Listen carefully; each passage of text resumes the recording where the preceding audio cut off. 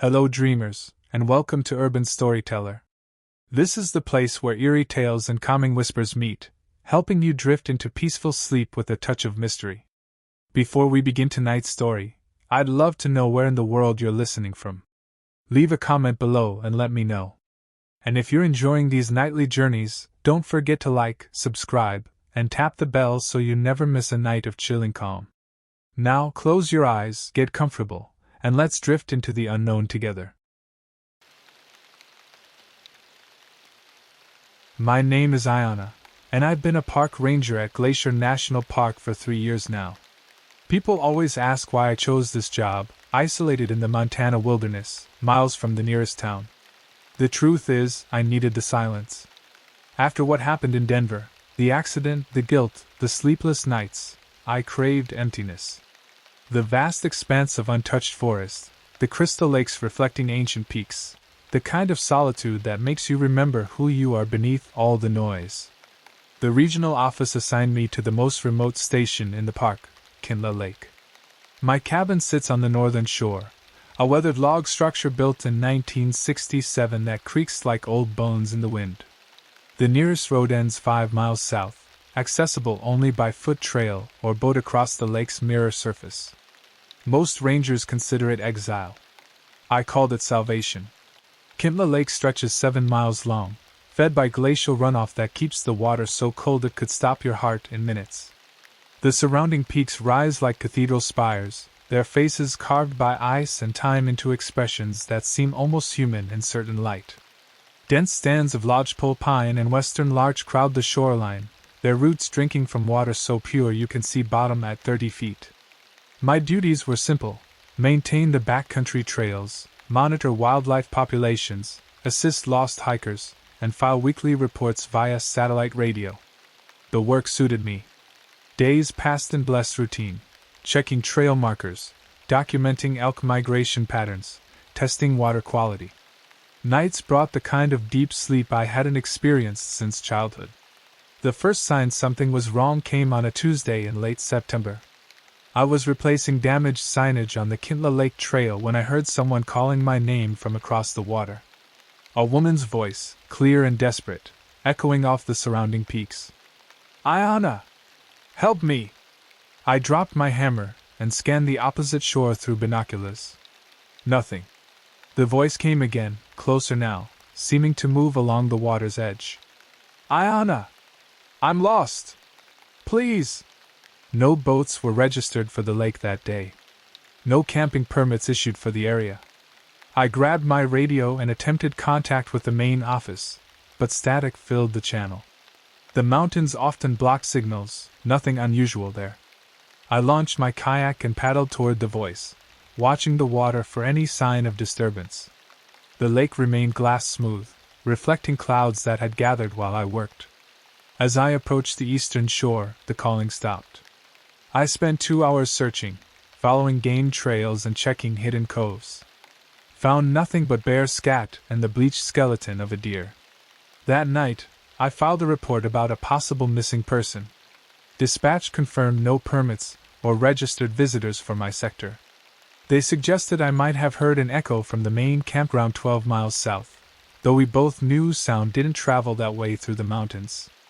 I tried to dismiss it, but the voice haunted my sleep.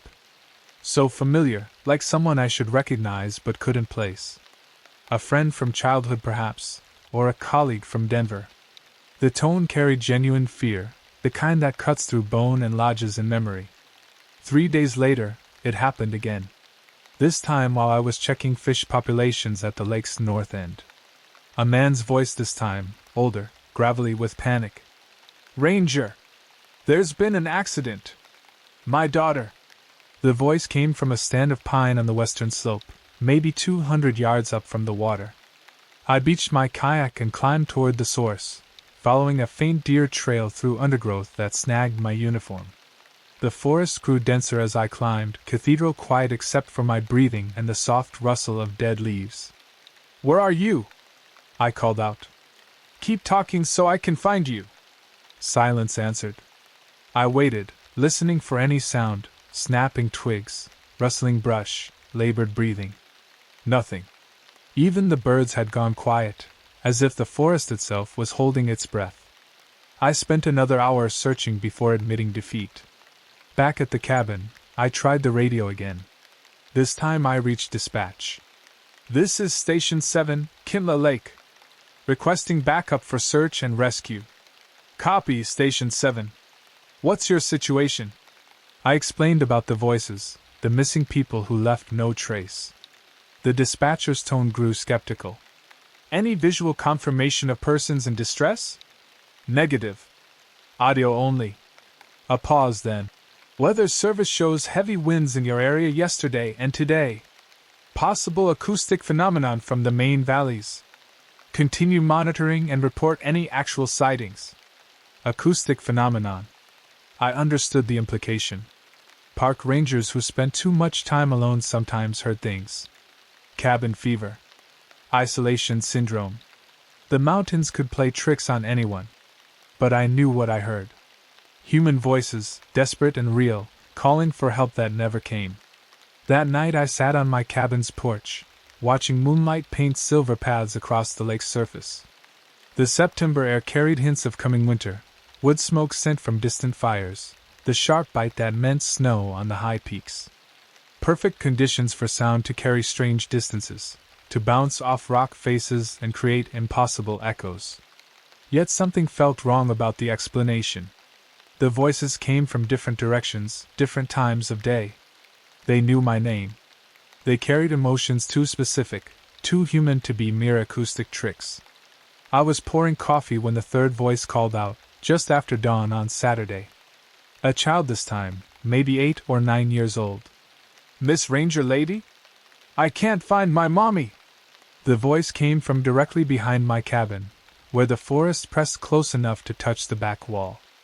I grabbed my gear and circled the structure, finding nothing but my own footprints in the soft earth.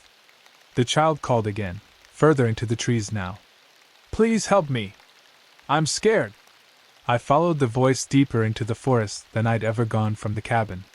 The trees grew older here, massive trunks that might have stood since before the park's founding. Deadfall created natural barriers, forcing me to climb over logs thick as telephone poles. The canopy blocked most sunlight, leaving the forest floor in perpetual twilight. The child's voice led me in circles. Just when I thought I was closing in, it would shift direction, always staying just out of sight. After an hour of fruitless searching, I realized I was lost. The familiar landmarks, my cabin, the lake, the main trail, had vanished behind curtains of pine and fir. Panic crept up my spine like cold fingers. 3 years in these mountains, and I'd never been truly lost before. I had my compass, my GPS unit, emergency supplies. But the forest felt different now, hostile in ways I couldn't name. The trees seemed to lean inward, watching. The silence pressed against my eardrums like deep water. I was checking my GPS when I found the ladder. It stood against an enormous Douglas fir, aluminum rungs bright against dark bark. The ladder stretched up into the canopy, disappearing among branches thick as my waist. No rational explanation existed for its presence. No maintenance crews worked this deep in the backcountry. No tree cutting scheduled for the area. Yet there it stood, as if someone had carefully positioned it and walked away. The child's voice called out one final time, from directly above my head. "Up here! I'm stuck!" I looked up and saw nothing but branches and shadow. The voice didn't come again. I found my way back to the cabin using GPS coordinates, but the experience shook me more than I cared to admit.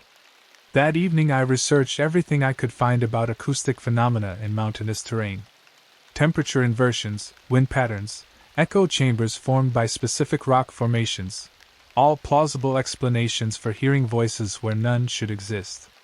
But none explained the latter. I returned to the site the next morning, armed with my camera and a healthy dose of skepticism. The ladder was gone. I searched 100-yard radius around the Douglas fir, finding no trace of its presence. No impressions in the soft earth where its feet might have rested. No disturbance in the undergrowth where someone might have dragged it away. The tree itself showed no signs of recent contact, no scratches in the bark, no broken branches where the ladder's top might have leaned. It was as if the thing had never existed outside my imagination. I photographed everything anyway. The tree, the surrounding area, the GPS coordinates.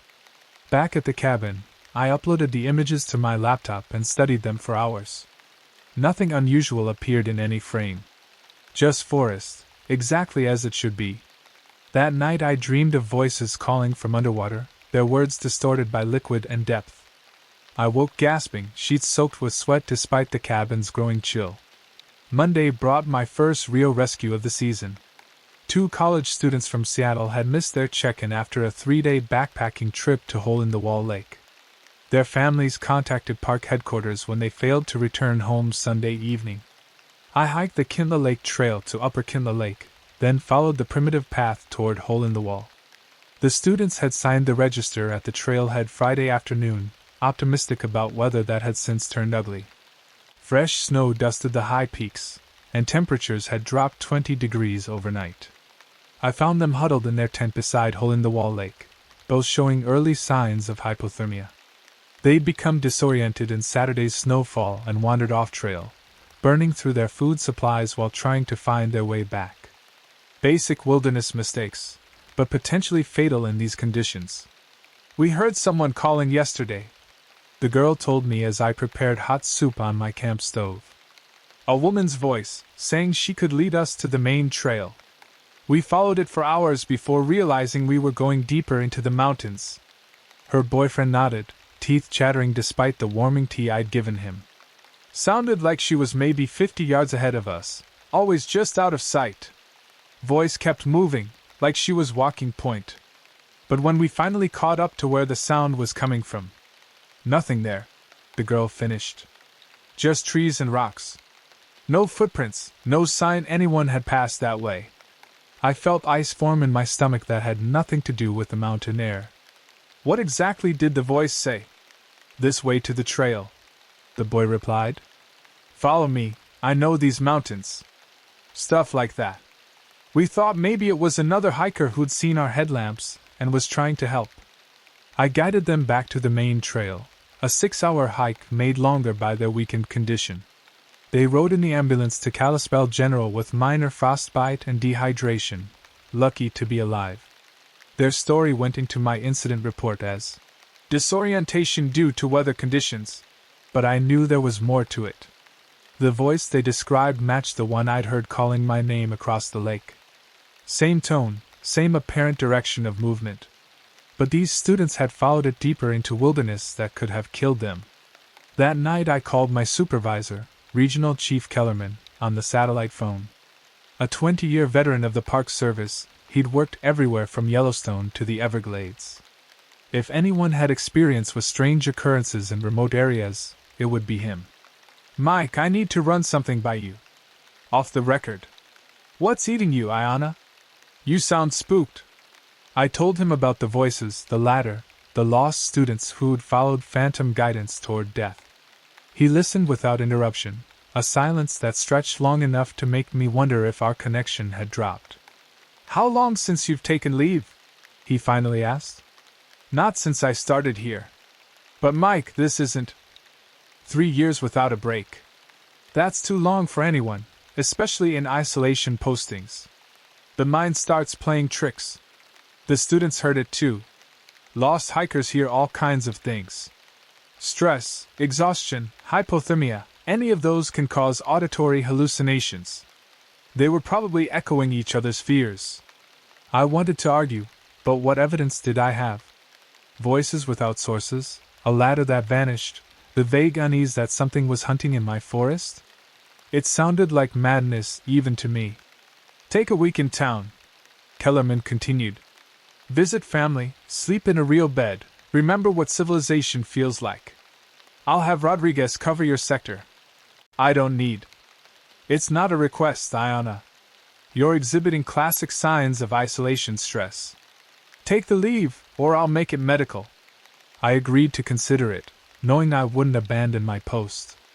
Something was happening in these mountains, something that posed real danger to anyone unlucky enough to encounter it. 2 college students had nearly died following a voice that shouldn't exist.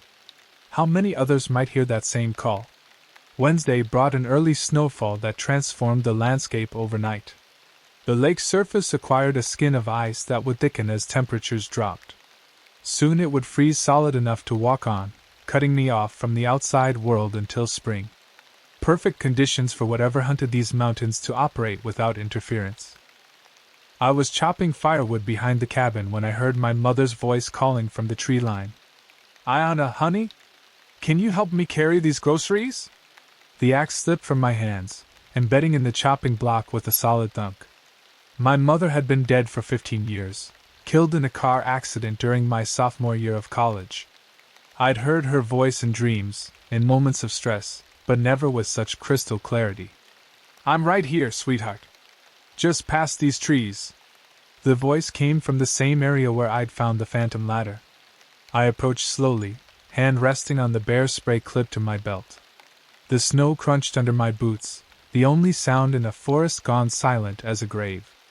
"Mom?" I called softly, feeling foolish and terrified in equal measure. "Over here, honey. I can't manage all these bags by myself."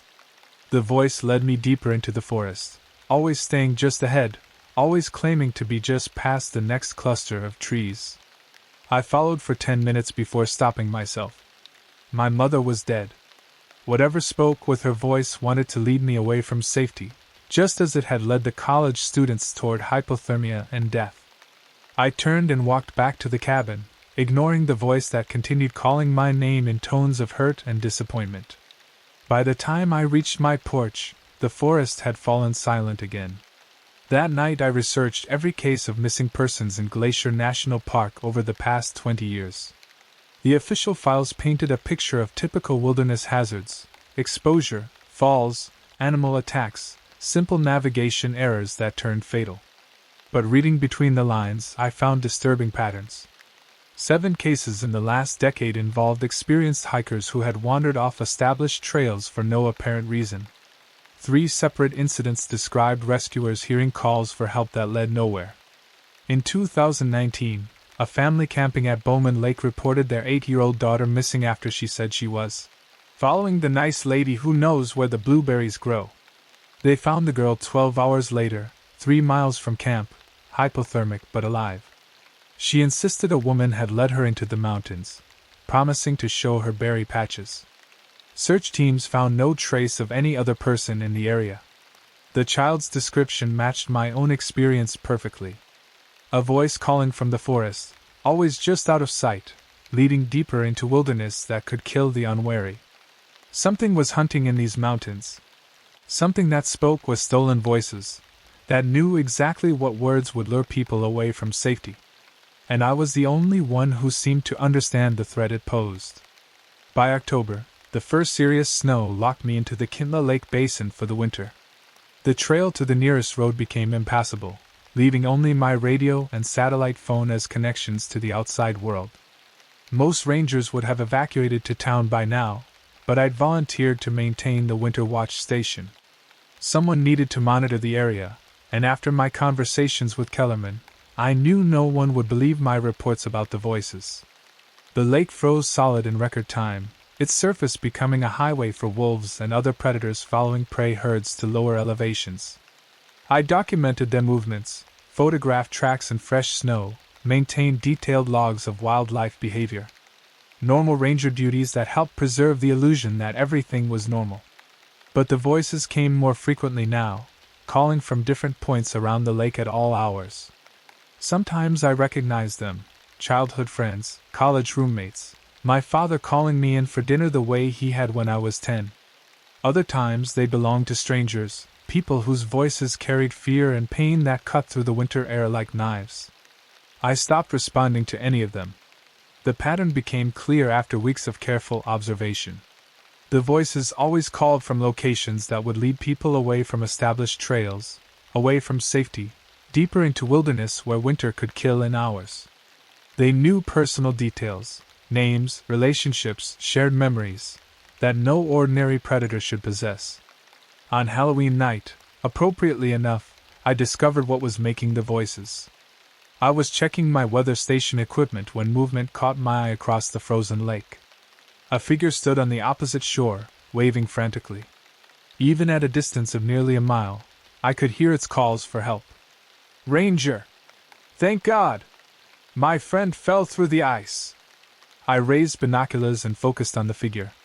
It appeared to be a middle-aged man in hiking gear, pointing toward a section of the lake where thermal springs sometimes prevented complete freezing. A logical place for someone to break through ice that looked solid. Everything about the scenario made sense. Backcountry hikers sometimes tried to cross the frozen lake as a shortcut, unaware of thermal areas that created weak spots. Ice rescue was part of my training, a situation I'd prepared for but never encountered. I was loading rescue gear into my sled when training and instinct finally overcame the urge to help. No hiking permits had been issued for this area since early September. No vehicles in the parking area 5 miles south. No tracks in the snow leading to where the figure stood. Through binoculars, I studied the man more carefully. He waved and gestured with mechanical precision, like an actor repeating the same scene. His mouth moved constantly, but the words reached me at exactly the same volume regardless of wind direction or atmospheric conditions. As I watched, his figure began to change. The hiking clothes melted away like ice in summer sun, revealing something pale and angular beneath. The proportions were wrong, arms too long, torso too narrow, head sitting at an angle that made my eyes water to follow. The thing continued waving and calling for help, but its voice no longer matched the human shape it had initially worn. The words became distorted, overlapping, as if multiple people were speaking through the same mouth. Help us, my daughter, the latter, follow me. Ayana. I backed away from the lake, never taking my eyes off the creature.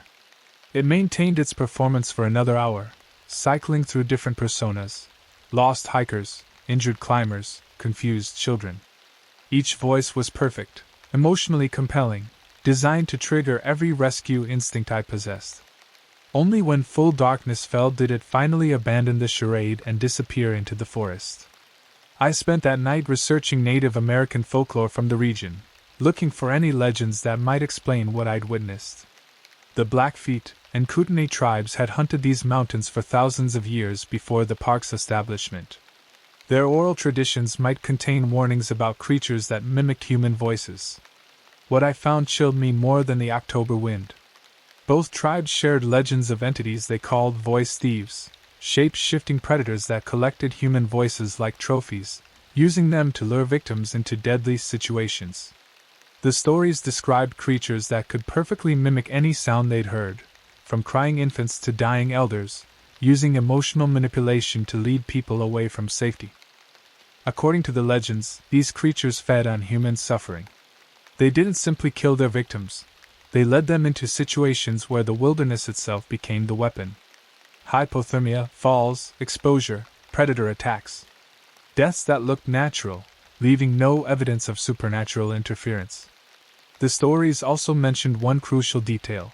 The creatures were most active during the transition between seasons, when the boundary between the world of the living and the spirit realm grew thin.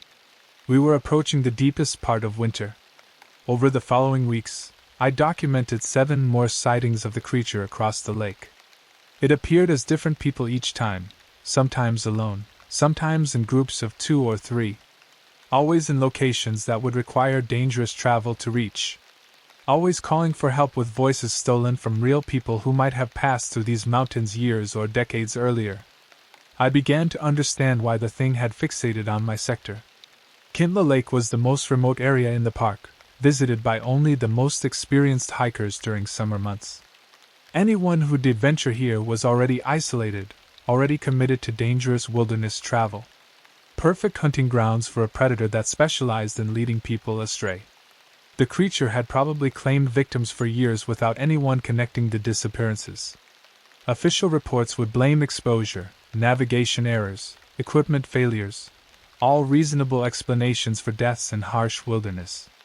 No investigator would think to look for a supernatural predator that could mimic human voices. But now it faced a problem. I represented year-round human presence in its hunting grounds.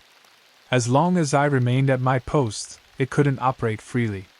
Sooner or later, someone would witness its activities and survive to report them. The thing needed me gone. On November 15th, it began trying to kill me. I was splitting firewood when I heard my supervisor's voice calling from the radio inside the cabin. Station 7, this is base. Emergency evacuation required. Repeat, immediate evacuation required. I dropped the axe and ran inside, but my radio sat silent.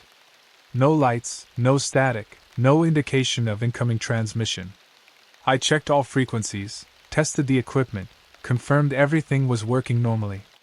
Kellerman's voice called again, this time from outside the cabin. Ayana! Get out here! We've got a situation! I grabbed my sidearm and moved to the window. The voice seemed to come from my front porch, but I could see the entire area clearly. Nothing there but wind-blown snow and afternoon shadows. There's been an avalanche on the main trail. You're cut off. We're sending a helicopter. The lie was almost perfect. Avalanches were a real concern in these mountains, and helicopter evacuation was standard procedure for isolated rangers. If I'd been less experienced, I might have believed it. But I knew the terrain.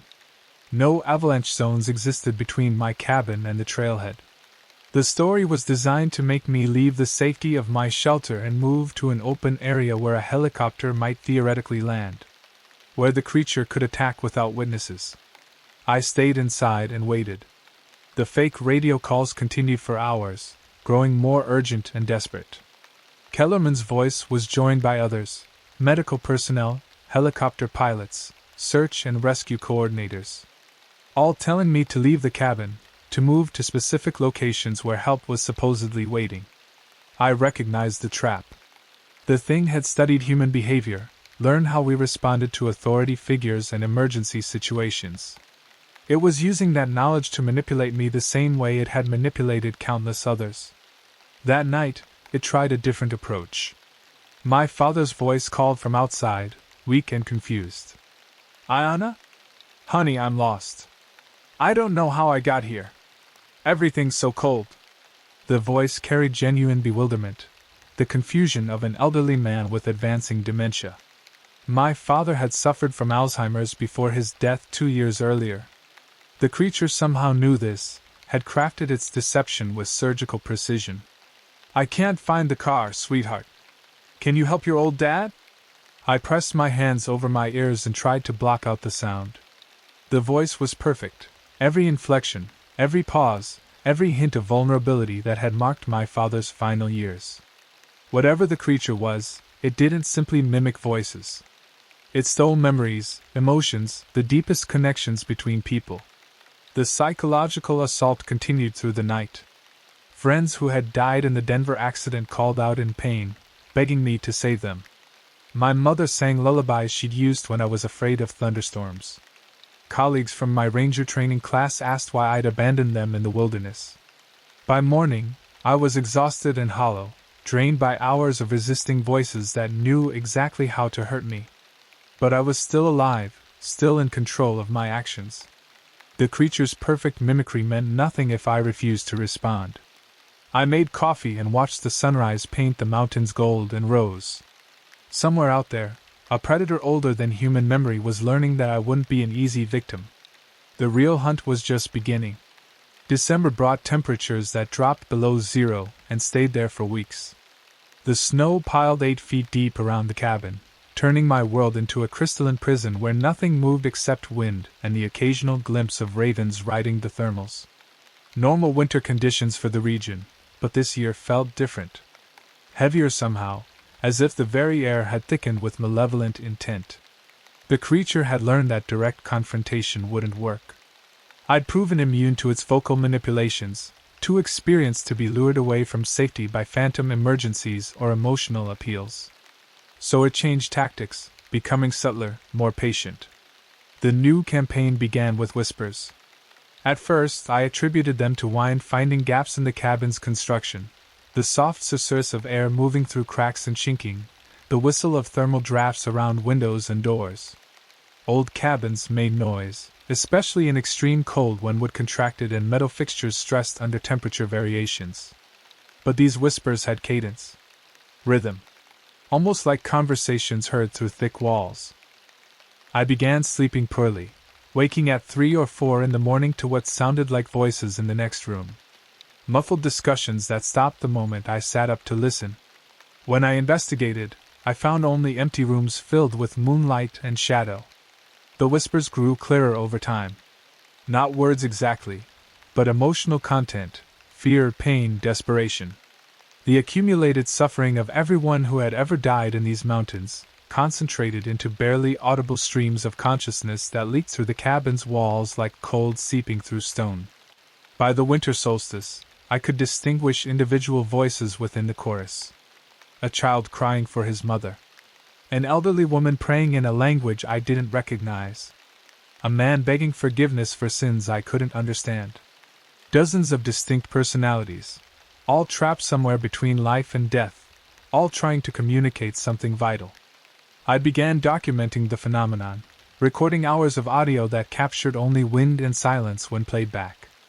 Whatever I was hearing existed beyond the range of electronic equipment, perceivable only by human consciousness under specific conditions. The breakthrough came on Christmas morning, when I finally understood what the voices were trying to tell me. I was listening to the pre-dawn whispers while drinking coffee and watching snow fall past my kitchen window. The conversation seemed more coherent than usual, as if proximity to the longest night had strengthened whatever barrier separated the living from the dead. A woman's voice rose above the others, speaking with desperate clarity. It takes our voices when we die, steals them like everything else, uses them to call others to the same fate.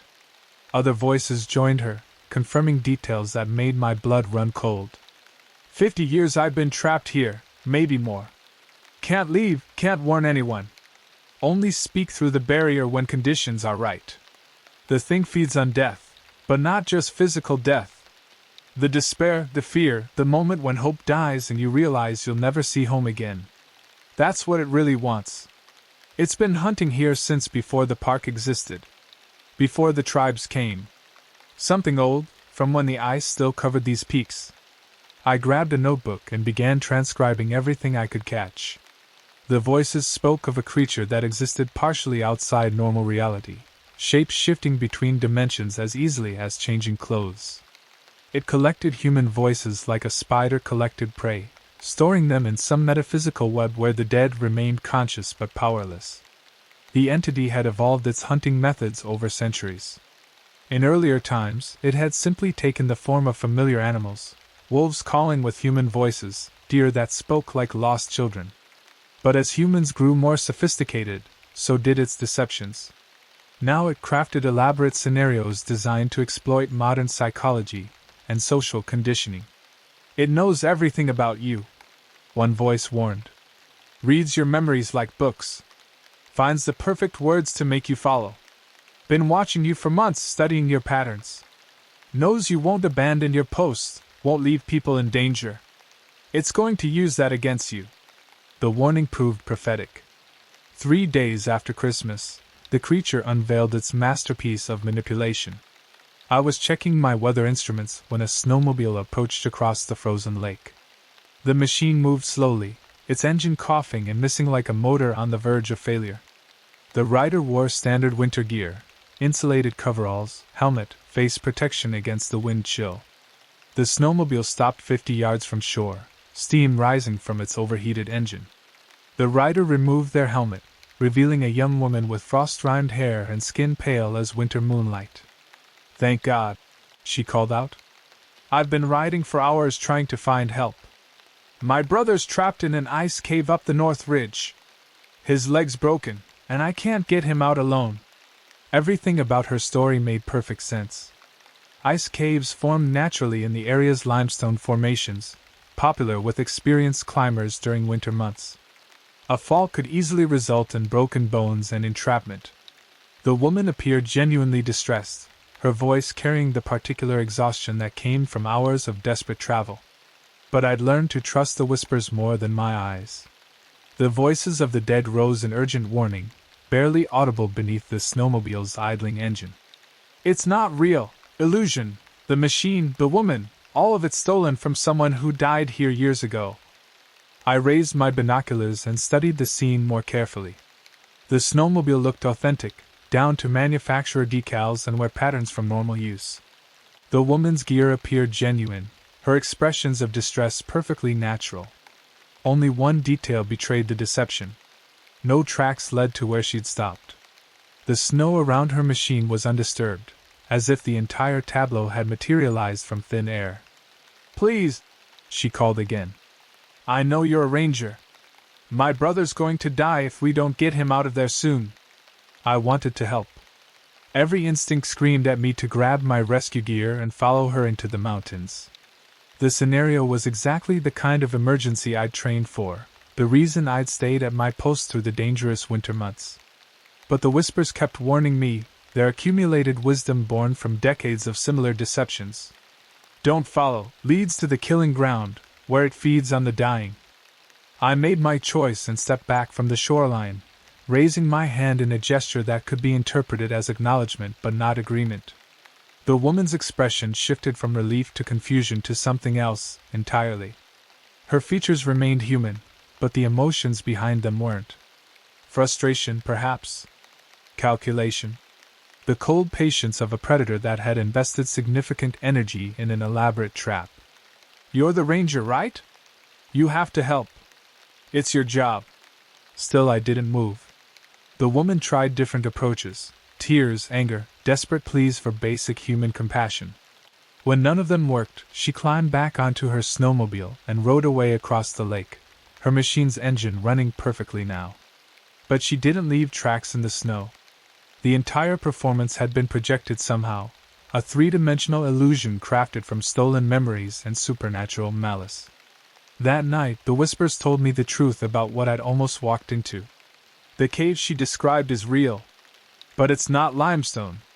It's something else, something that shouldn't exist in nature. The thing's feeding ground, where it takes victims to consume their life force slowly. Bodies in there going back decades. Still alive, still conscious, but trapped between life and death while it feeds on their despair. That's what it wanted for you. To add your voice to its collection, your knowledge to its hunting strategies. I understood now why I'd been chosen for this assignment. The creature needed someone with my skills, wilderness expertise, rescue training, stubborn independence. It wanted to turn my strengths against me, to use my desire to help others as the weapon for my own destruction. But knowing the trap's nature gave me an advantage. I could avoid its snares, resist its deceptions. The question was whether I could do more than simply survive. The voices of the dead whispered strategies through the long winter nights, sharing knowledge accumulated over generations of victimhood. They told me about the creature's weaknesses, its vulnerabilities, the times when it was most exposed to counterattack. "Spring," they warned. "When the ice breaks and the barriers weaken. That's when it's most active, but also most vulnerable. When someone like you might have a chance to fight back." I spent the rest of winter preparing for that opportunity, gathering supplies and information, learning everything the dead could teach me about the enemy that had claimed their lives. Soon, the ice would break. And when it did, the real battle would begin. March brought the first signs of spring's approach, subtle changes that most people would miss but which spoke volumes to someone who'd spent years reading the wilderness like scripture. Ice on the lake developed the gray, honeyed appearance that meant internal structural weakness. Snow gained weight and density, settling into forms that would soon channel meltwater toward lower elevations. The forest itself seemed to hold its breath, waiting for some cosmic signal that winter's grip was finally loosening. The voices of the dead grew stronger as the season changed, their whispers becoming clear enough to distinguish individual words and complete sentences. They spoke of the creature's increasing agitation, its need to feed before spring brought new rangers and visitors to the area. "It's growing desperate," they warned. "Hasn't fed properly in months because you won't take its bait. That makes it dangerous in new ways." I learned that the entity's power waxed and waned with the seasons. Winter's isolation and death provided ideal hunting conditions, but spring's renewal weakened its connection to the shadow realm where it stored its victims. For a brief window between winter's end and summer's beginning, it became vulnerable in ways that might allow a prepared opponent to strike back. The opportunity came on March 15th, when the lake ice began its final breakup. I was photographing the process from my cabin's porch when the creature appeared on the opposite shore. Not disguised this time, not wearing stolen human appearance. It stood revealed in its true form, something that hurt to look at directly, all wrong angles and proportions that violated basic assumptions about biology and physics. The thing was tall, perhaps 8 feet when fully upright, but it moved with a fluidity that suggested its shape wasn't fixed. Pale as winter moonlight, with limbs that bent in too many places and a head that seemed to exist slightly out of phase with the rest of reality. Where its face should have been, there was instead a shifting collection of features, eyes, mouths, expressions borrowed from every person it had ever consumed. It raised one impossibly long arm and pointed directly at me. When it spoke, the voice was a chorus of everyone who had ever died in these mountains. "Your time is ending, Ranger. Spring will bring new victims, but you know too much to be allowed to interfere. One way or another, you will join us." The threat carried absolute certainty, the confidence of a predator that had never known defeat. But I'd spent months learning from its victims, absorbing strategies they'd never had the chance to implement. This creature was old and powerful, but it had grown complacent. It expected humans to run or hide or fall for its deceptions. It didn't expect them to fight back. I ducked inside the cabin and emerged with my rifle, 8.30-06 loaded with rounds designed for brown bear defense. Not because I thought conventional weapons would kill the thing, but because the voices had taught me about the moments when it became vulnerable to physical attack.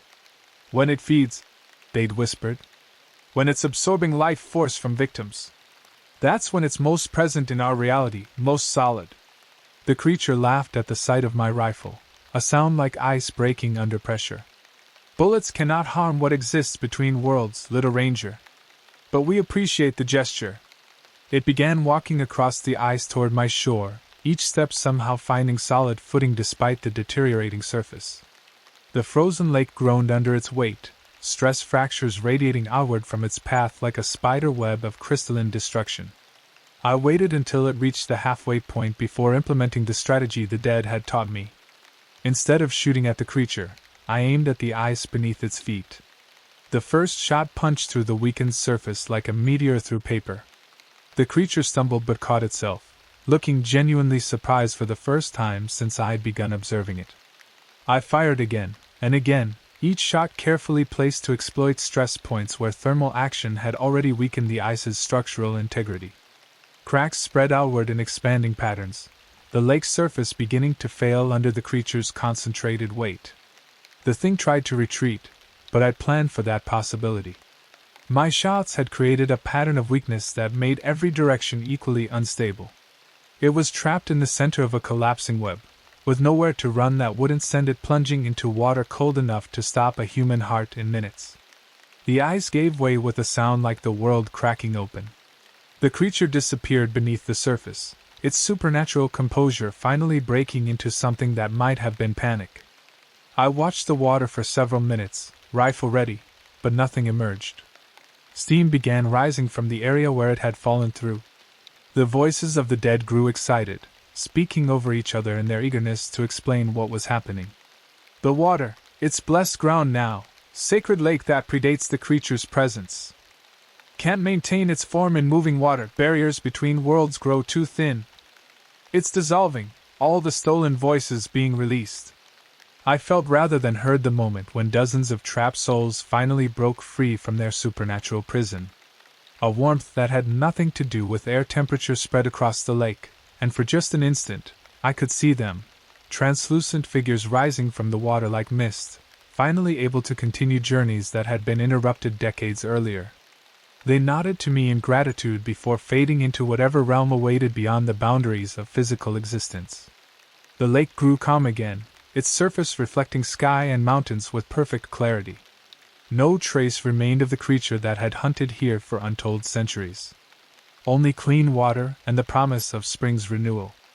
I spent the rest of March documenting everything that had happened, creating a comprehensive record of the entity's hunting methods and ultimate defeat. The account would go into my official files, though I knew most readers would dismiss it as isolation-induced fantasy. But some would understand. Other rangers who'd encountered unexplained phenomena in remote wilderness areas. Indigenous peoples whose oral traditions preserved knowledge of things science couldn't yet explain. Anyone who'd spent enough time in true wilderness to understand that reality extended far beyond what textbooks acknowledged. When the first backpackers arrived in April, I was ready for them. Ready to do my job properly, without supernatural interference. Ready to protect people from ordinary wilderness dangers, exposure, falls, predator encounters, navigation errors that could turn fatal. Normal ranger work seemed almost easy after what I'd been through. The voices of the dead no longer whispered through my cabin walls. The forest had returned to natural sounds, whined through pine boughs, the distant calls of migrating birds, the splash of beaver in hidden ponds. Life continuing its eternal cycle without malevolent interruption. I stayed at Kintla Lake through the summer season, guiding lost hikers to safety and monitoring wildlife populations with renewed appreciation for the privilege of working in such pristine wilderness. When autumn came again, I accepted Kellerman's offer of a transfer to a more populated station near the park's main entrance. Not because I was afraid to face another winter alone. I'd proven I could handle whatever darkness these mountains contained. But because the lake no longer needed a guardian. The ancient threat was gone, dissolved into elements too basic to remember their predatory purpose. The cabin sits empty now during winter months, its windows dark and chimneys cold. But the lake itself watches over anyone who ventures into that remote corner of Glacier National Park. Sacred water that remembers the price of freedom, and the ranger who paid it willingly. Sometimes, when conditions are right and the barriers between worlds grow thin, visitors report hearing a woman's voice calling across the water. Not seeking help, but offering it. Warning the unwary away from dangers they don't understand, guiding the lost back to safe trails. They call it acoustic phenomenon now, wind patterns and thermal effects that create illusions of human speech. The official explanation satisfies most people, and that's probably for the best. But I know the truth. My voice joins the others now, part of the mountain's defense against whatever darkness might try to claim this sacred place. We are the watchers, the guardians, the ones who chose to stand between predator and prey. And we will be here for as long as these peaks endure, protecting those who venture into the wilderness seeking beauty and finding only peace. The hunt is over. The mountain remembers. And the voices of the defenders echo forever across water that refuses to forget.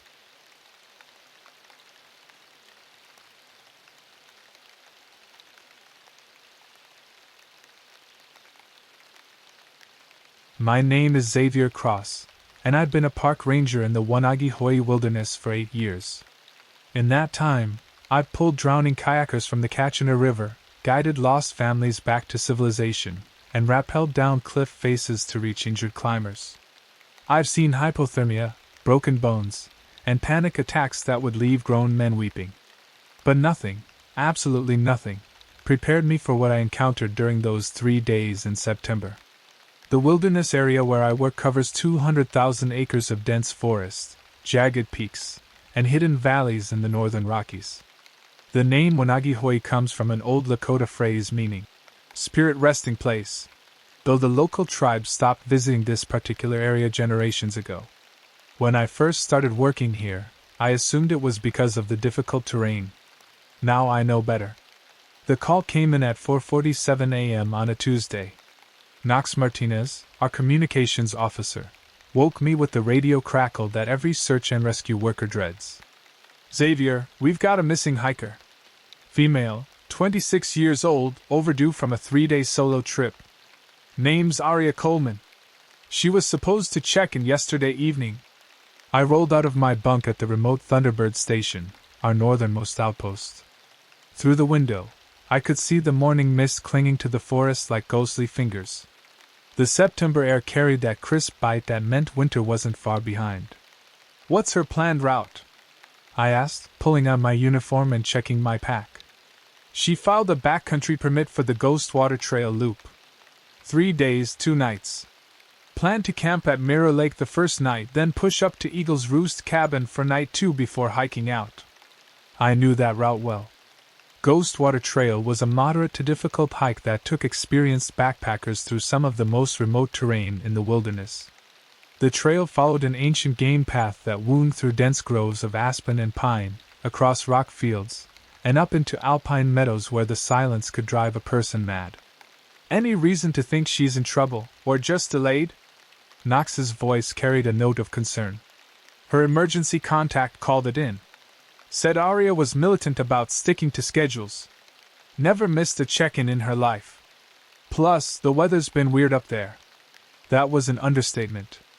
The past week had brought sudden temperature drops and freak wind storms that seemed to come from nowhere.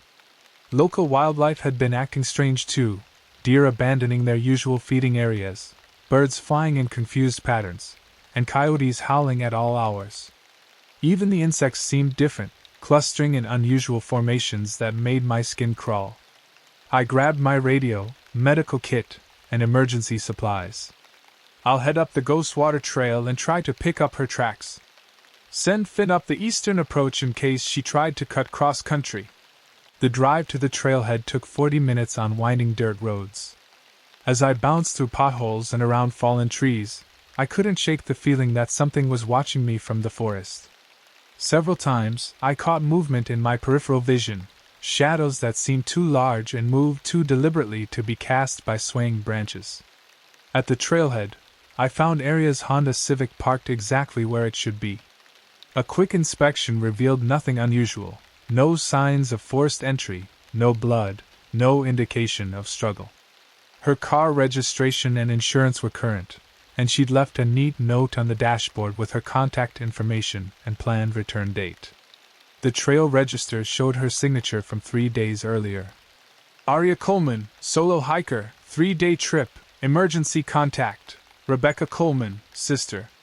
Her handwriting was confident and neat, the writing of someone who planned carefully and thought things through. I shouldered my pack and started up the trail. The Ghostwater path began innocuously enough, winding through a mixed forest of lodgepole pine and quaking aspen. The trees here grew thick and tall, their canopy filtering the morning light into shifting patterns of gold and green.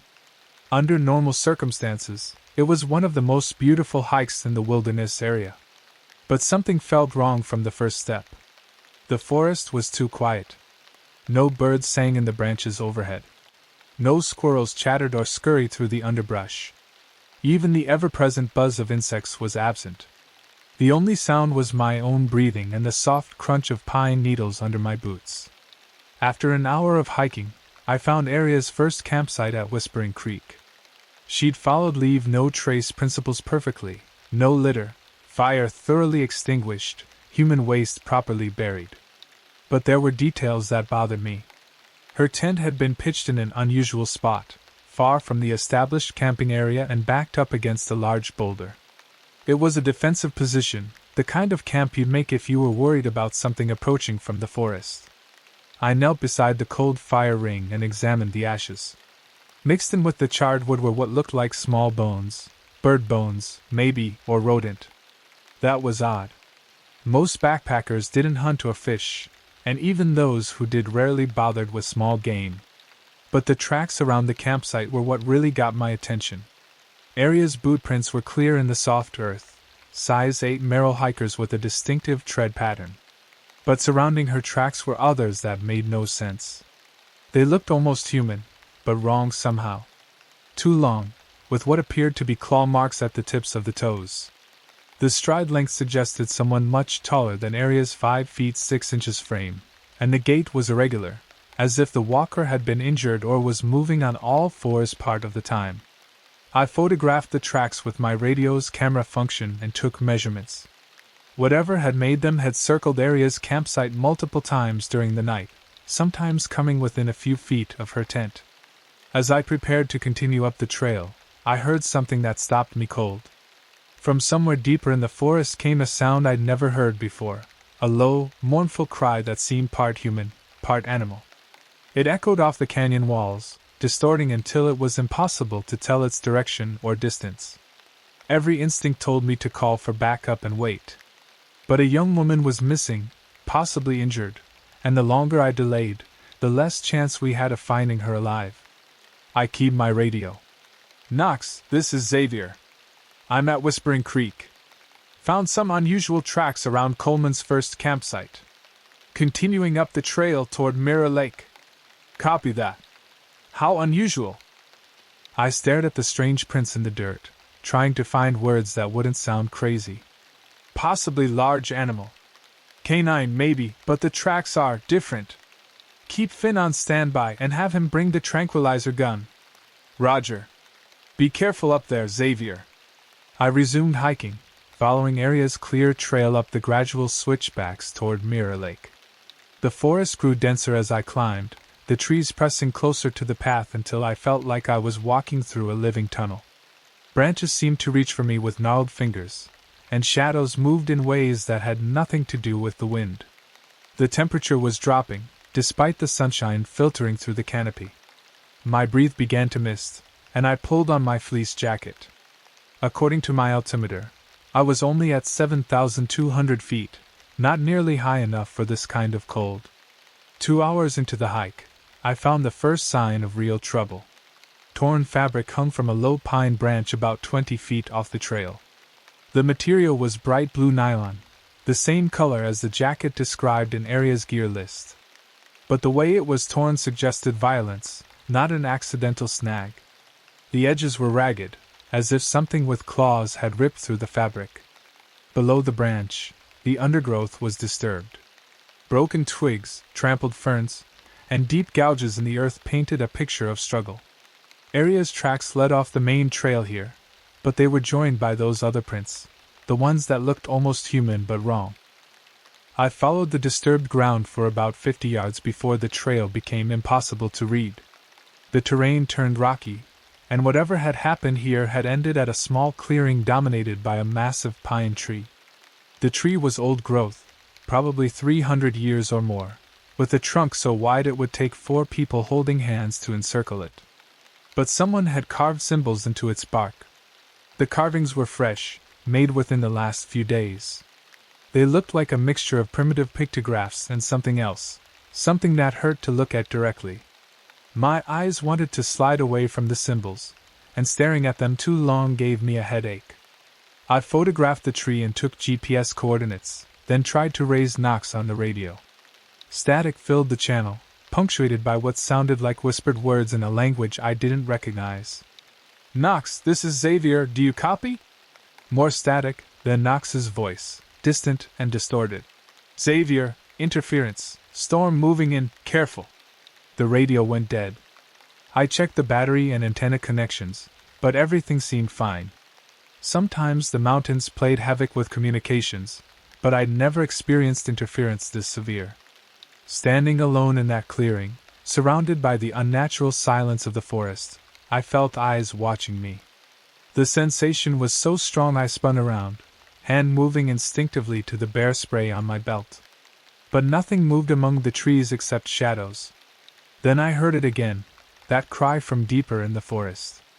Closer this time, and more distinctly human. It sounded like someone calling for help, but the words were distorted, stretched out in ways that human vocal cords shouldn't produce. Aria? I called out. Aria Coleman, if you can hear me, keep making noise! I'm here to help. The response came from 3 different directions at once. Help me. Here. I'm here. Please help. 3 voices, all speaking in unison, all with Aria's vocal characteristics but wrong in ways I couldn't define. The words seemed to echo not just off the canyon walls but inside my skull. I drew my bear spray and started backing toward the main trail. Whatever was happening here was beyond my training and experience. I needed backup, better equipment, and maybe a psychiatrist to tell me I wasn't losing my mind. But as I reached the edge of the clearing, I heard Aria's voice again, this time unmistakably hers, terrified and weak. Xavier? Oh God, Xavier, is that really you? I'm hurt. I can't move, please don't leave me. The voice came from behind me, from the depths of the forest where no human should be able to survive. Against every survival instinct I possessed, I turned around and headed into the trees. The voice led me deeper into the wilderness, always just ahead, always just out of sight. Arya's cries for help seemed to come from behind every tree, around every boulder. But when I reached each location, I found nothing but disturbed earth and that nauseating smell, like rotting meat mixed with wet dog and something else I couldn't identify. I'd been following the voice for over an hour when I realized I was completely lost. The forest around me looked nothing like the terrain I knew. The trees were wrong, too tall, too gnarled, their branches intertwining overhead in patterns that blocked out most of the sky. The undergrowth was different too, dominated by thorny shrubs that seemed to move when I wasn't looking directly at them. My GPS showed static. My compass spun wildly, unable to find magnetic north. Even my watch had stopped working, its digital display frozen at 11:47 a.m. "Arya?"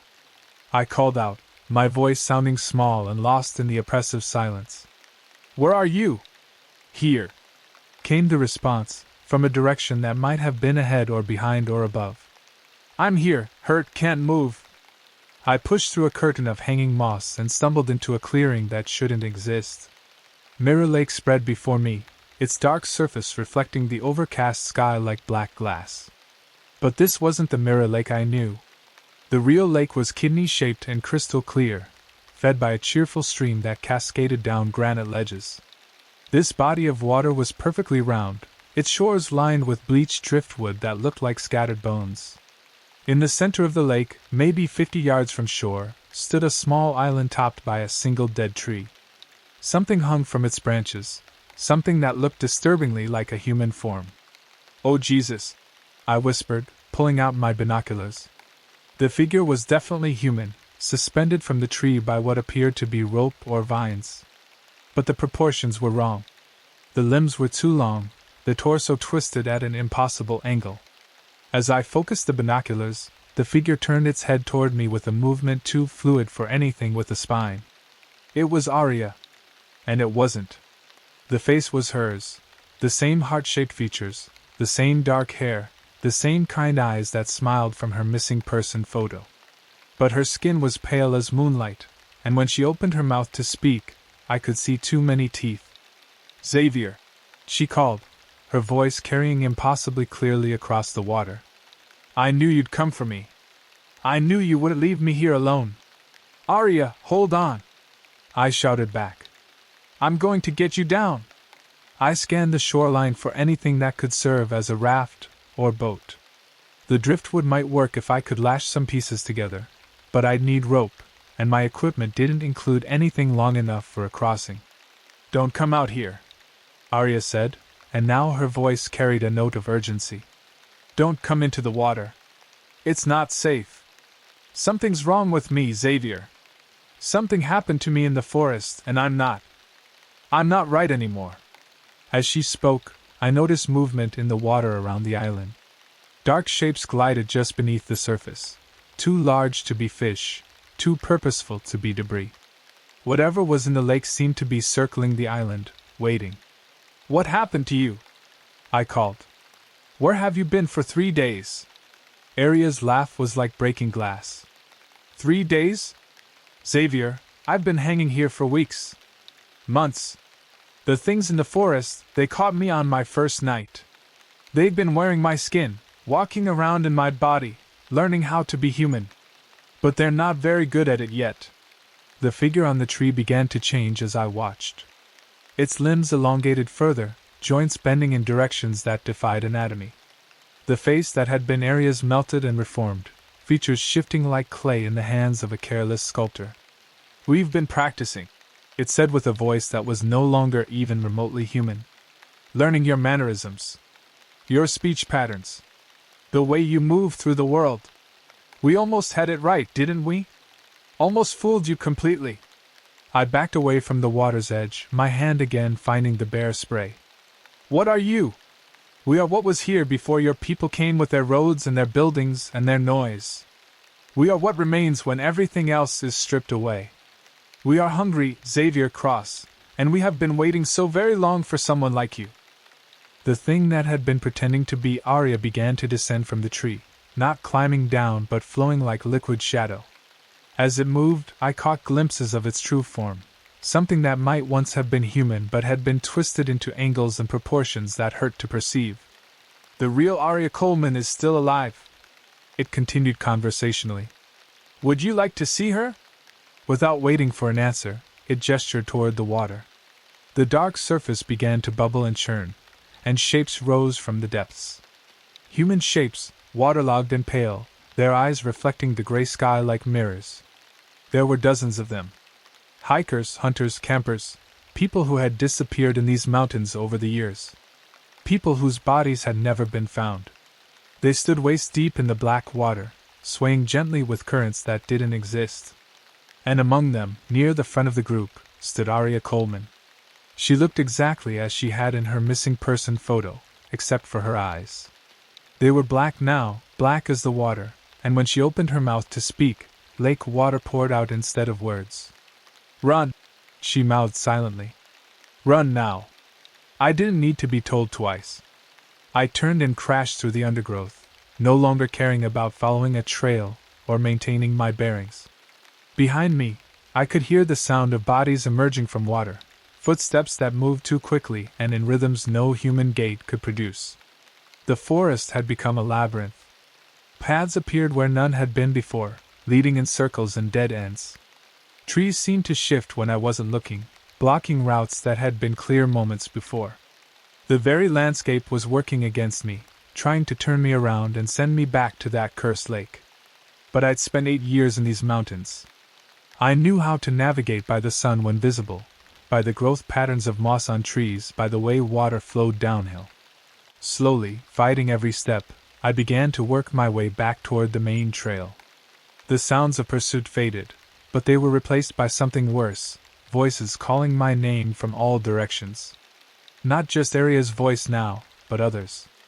Hikers I'd rescued over the years, fellow rangers, even my own mother's voice echoing through the trees. Xavier, honey, where are you going? Come back to us. We're your family. We love you. I pressed my hands to my ears and kept walking. Whatever those things were, they were getting better at mimicry. The voices were almost perfect now, capturing not just tone and inflection but emotional nuance. It would be so easy to believe, so simple to turn around and walk back into their waiting arms. Hours passed. The sun began to set, though I hadn't realized how late it had gotten. Time seemed fluid in this part of the forest, stretching and compressing in ways that made no sense. My watch, when I checked it, still showed 11:47 a.m. Just as darkness began to fall in earnest, I stumbled onto a familiar trail marker. The wooden post was weathered and covered with lichen, but I could make out the carved words. Ghostwater Trail, Eagles Roost, 2.3 miles. I'd found my way back to the main trail. But I was further north than I should be, almost to the high country where the old cabins sat among the peaks. If Arya had made it this far in her hike, maybe there were clues at Eagle's Roost that would help me understand what had happened to her. The cabin came into view just as full darkness settled over the forest. It was a rustic structure built by the Civilian Conservation Corps in the 1930s, originally intended as a fire lookout but now serving as an emergency shelter for stranded hikers. Solar panels on the roof powered basic lighting and a radio system, and the interior was stocked with emergency supplies. As I approached, I could see that someone had been there recently. A faint light glowed in the windows, and smoke rose from the chimney. My heart leaped. Maybe Arya had made it here. Maybe she was safe and the things by the lake had been hallucinations brought on by altitude and stress. But when I pushed open the cabin door, I found something else entirely. Finn Morrison, my fellow ranger, sat at the wooden table in the center of the room. He looked up as I entered, his familiar freckled face breaking into a relieved smile. Xavier! Thank God you're all right. I've been trying to reach you on the radio for hours. Finn? What are you doing here? You were supposed to be covering the eastern approach. Change of plans? Knox sent me up here when you went radio silent. Said to check the cabin and wait for you to show up. He gestured to the radio equipment on the wall. I've been in contact with base. They're organizing a full search and rescue operation for First Light. I felt some of the tension leave my shoulders.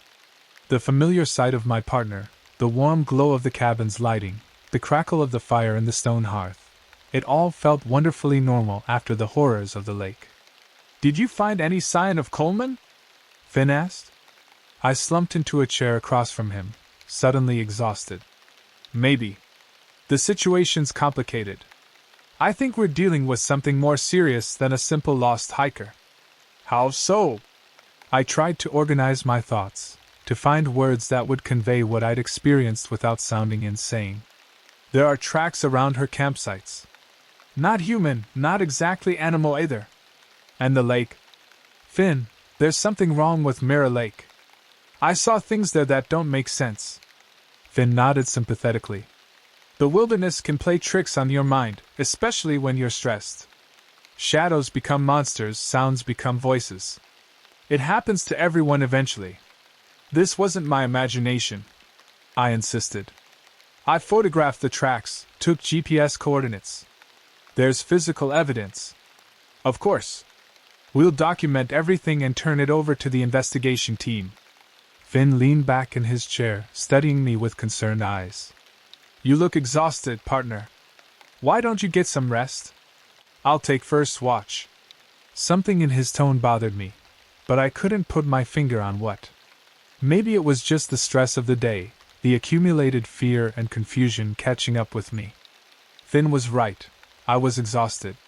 The thought of curling up in one of the cabin's bunks, of closing my eyes and forgetting about black lakes and impossible voices, was incredibly appealing. But as I stood to head for the sleeping area, I noticed something that made my blood freeze. Finn's boots were caked with fresh mud.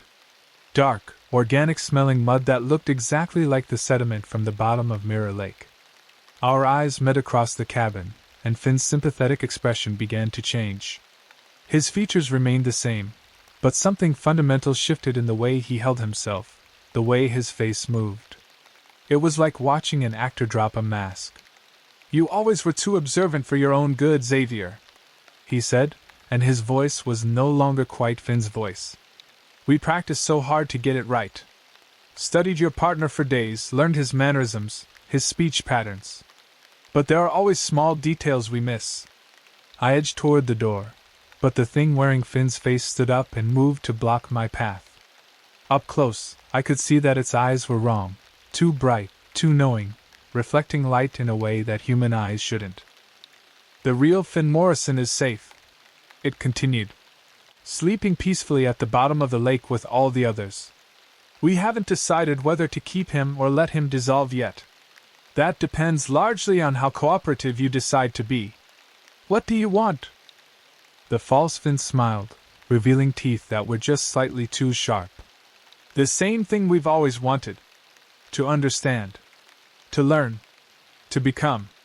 Your species is fascinating, Xavier Cross. So complex, so emotional, so beautifully fragile. We've been studying you for generations, wearing your skins, walking in your footsteps. But we still have so much to learn." I lunged for the door, but the creature was faster than anything human should be. Its hand clamped down on my shoulder with crushing force, spinning me around and slamming me against the cabin wall. Now, it chided. "There's no need for violence. We're not going to hurt you much. We just need to borrow your body for a while. Learn how to be Xavier Cross. Then we can go back to the world, back to your friends and family, and practice being human where no one will suspect." The cabin began to fill with shadows that moved independently of any light source. They poured through the windows and under the door, coalescing into forms that were almost human but wrong in every detail. Too tall, too thin, joints bending in directions that defied anatomy. "Welcome to our laboratory," the thing that wasn't Finn whispered in my ear. "Class is now in session." The shadows reached for me with fingers like black smoke, and the last thing I saw before darkness claimed me was my own reflection in the cabin window, my face already beginning to change, my features flowing like wax in a flame. I woke up underwater. The shock of cold liquid filling my lungs should have sent me into panic, but instead, I felt strangely calm. I could see clearly in the murky depths of Mirror Lake, could breathe the dark water as easily as air. Around me, standing in neat rows like some underwater army, were the missing people I'd seen earlier. Aria Coleman stood directly in front of me, her hiking clothes floating around her like seaweed. Her skin had taken on a pale, bluish tinge, and her dark hair moved in the current like living tendrils. When she saw me looking at her, she smiled sadly and shook her head. "Don't fight it," she said, her voice carrying clearly through the water. "Fighting only makes it worse." "What are they?" I tried to ask, surprised when the words came out as clearly as if I were speaking in air. "We call them the others," said a voice from my left. I turned to see a man in hunting gear, his orange vest bright even in the dim light filtering down from the surface. "They've been here longer than anyone remembers. Maybe they were the first people in these mountains, before they became whatever they are now." "How long have you been here?" I asked. "Time doesn't work the same way down here," Arya replied. "I've been under for 3 days, or 3 years, or 3 minutes. It's all the same. We're outside normal space now, in the place between things." I looked around at the other faces, dozens of them, maybe hundreds. Some wore modern hiking gear, others older clothes that suggested they'd been here for decades. A few were dressed in styles that looked like they belonged to the early days of mountain exploration. "What do they want with us?" An elderly woman in a faded dress stepped forward. Her clothes and the way she wore her hair suggested she'd been here since the 1950s or earlier. "They're learning," she said. "Each time they take someone, they get better at being human. They study our memories, our behaviors, our relationships. Then they go back to the world wearing our faces." "But why?" The woman's expression grew sad. "Because their own world is dying. Has been dying for a long time. They need our world now, need to find a way to fit into it. So they practice, they learn, they perfect their disguises. One day, they'll be ready to emerge from these mountains in numbers. They'll walk among your people, indistinguishable from real humans." "That's impossible," I said. "People would notice. Families, friends, co-workers." "Would they?" Arya asked. "How well do you really know the people around you? If your partner Finn came back from a vacation in the mountains acting slightly different, speaking a little strangely, would anyone question it? Or would they just assume he was tired, stressed, going through a rough patch?" The truth of her words hit me like a physical blow. How many times had I interacted with people who seemed off somehow, not quite themselves? How many times had I dismissed my unease as imagination? "The real horror," continued the woman in the faded dress, "is that they're getting good at it. The early attempts were crude, obvious.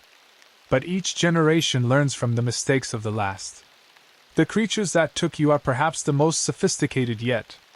As if summoned by her words, shapes began moving in the water above us. Looking up, I could see dark forms gliding just beneath the surface. The others in their true state, no longer wearing human disguises. They moved like jellyfish or squid, all flowing tentacles and shifting mass. But there was an intelligence in their movements, a purpose that was entirely alien yet somehow familiar. One of them descended toward our group, and I got my first clear look at what they really were. The creature was roughly humanoid in shape but composed of what looked like living shadow. Its surface rippled and flowed constantly, occasionally solidifying into recognizable features: an eye, a mouth, a hand, before dissolving back into darkness. When it spoke, its voice resonated inside my skull rather than through the water. "The new subject is adapting well," it said. "Its memories are particularly rich. 8 years of wilderness experience, extensive knowledge of human emergency protocols, established relationships with local authorities. This one will be very useful." "You can't do this," I said, surprised by the anger in my voice. "People will know I'm missing. They'll come looking." The creature's form rippled with what might have been amusement. "They will find you, Xavier Cross. You will return to your station, file your report on the tragic disappearance of Arya Coleman, and continue your duties as before. Your colleagues will notice nothing unusual. I won't help you." "You misunderstand. We don't need your cooperation. We only need your memories, your mannerisms, your knowledge of human behavior. Once we've extracted what we need, the original Xavier Cross will cease to be relevant." Another shape descended from above, this one smaller, more agitated in its movements. When it spoke, I recognized the mental voice as somehow younger, less confident. The surface dwellers are becoming suspicious. Their technology improves each generation. Satellite images, thermal sensors, genetic testing, they have tools now that could expose us. All the more reason to accelerate our integration, replied the first creature. Each successful infiltration brings us closer to the tipping point. Soon we won't need to hide in these remote places. We'll walk openly among them, and they'll never know the difference. The reality of the situation began to sink in. This wasn't just about a few missing hikers. The others were planning a large-scale invasion, a gradual replacement of humanity that would happen so slowly, so carefully, that no one would notice until it was too late. "How many of you are there?" I asked. "Enough," came the reply. "And we are patient. We've been preparing for this transition for longer than your species has existed in its current form. A few more decades of practice, a few more successful integrations, and we'll be ready." The creature extended what might have been a tentacle toward my head. As it made contact, I felt a sharp pain behind my eyes, followed by a sensation like ice water flooding my brain. It was reading my memories, copying them, learning to be me. Images flashed through my mind: my first day as a ranger, conversations with Knox and Finn, the layout of our station, protocols for dealing with missing persons. The creature absorbed it all, filing away each detail for later use. But as it delved deeper into my memories, something unexpected happened. The creature recoiled suddenly, its form flickering with what looked like distress. "This one has been exposed to the sacred places," it said, its mental voice filled with what sounded like fear. "It carries the protection." The other creature moved closer, its attention focused on me with new intensity. "Impossible. The sacred places have been dormant for generations. Nevertheless, it is there. Faint but present. This complicates things." I didn't understand what they were talking about, but their obvious distress gave me hope. Whatever protection I supposedly carried, it was something they hadn't expected. The elderly woman next to me must have seen the confusion on my face. "Some places in these mountains are older than the others," she whispered. "Places that were sacred to the original inhabitants, before the others came. If you've spent time in those areas, walked the old paths, breathed the air of the sacred groves, you might carry a little of their power. But I don't know any sacred places. I'm just a park ranger." "Think," urged Arya. "Have you ever been somewhere in the wilderness that felt different? Somewhere that made you feel protected? Watched over?" I closed my eyes and tried to remember. 8 years of hiking these mountains, camping in remote areas, walking trails that few people ever used. Most of it blurred together, but there was one place that stood out. Thunderbird Station, where I'd been sleeping when the call about Arya came in. It was built on a small plateau that the original surveyors had chosen because of its commanding view of the surrounding valleys. But I'd always felt that there was more to it than just good visibility.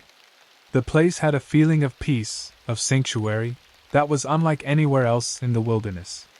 And now that I thought about it, I'd noticed that wildlife behaved differently there.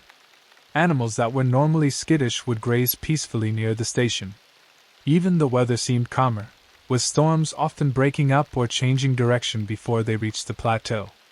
"Thunderbird Station," I said aloud. The creature's forms rippled with agitation. "The old watching place," the first one said. "We should have known. The station was built on a focus point." "What's a focus point?" I asked. It was the elderly woman who answered.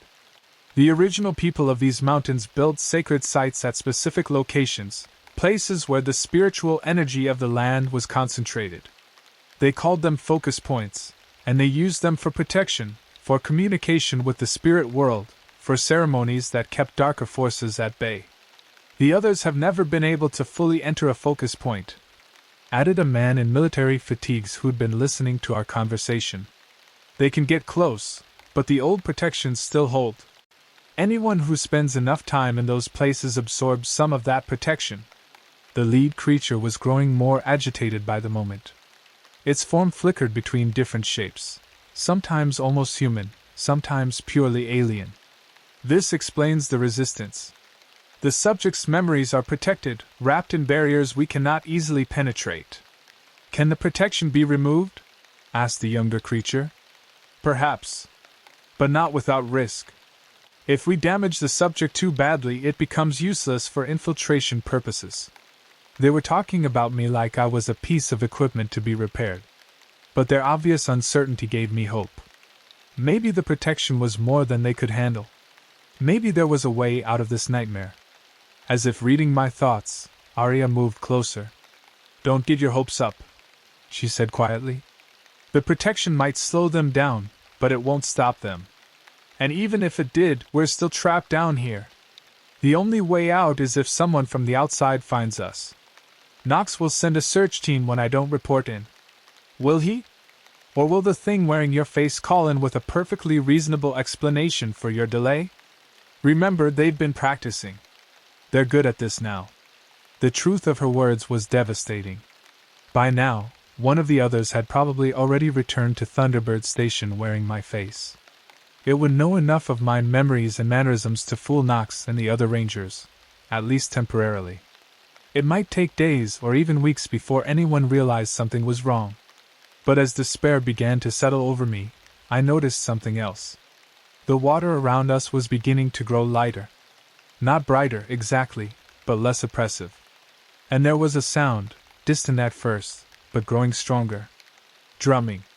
The rhythm was complex, hypnotic, unlike anything I'd ever heard before. It seemed to come from everywhere and nowhere, vibrating through the water and resonating in my bones. The others noticed it too. Their forms became more agitated, losing cohesion as the drumming grew louder. The old ceremonies, whispered the elderly woman, her eyes wide with wonder. Someone is performing the old ceremonies.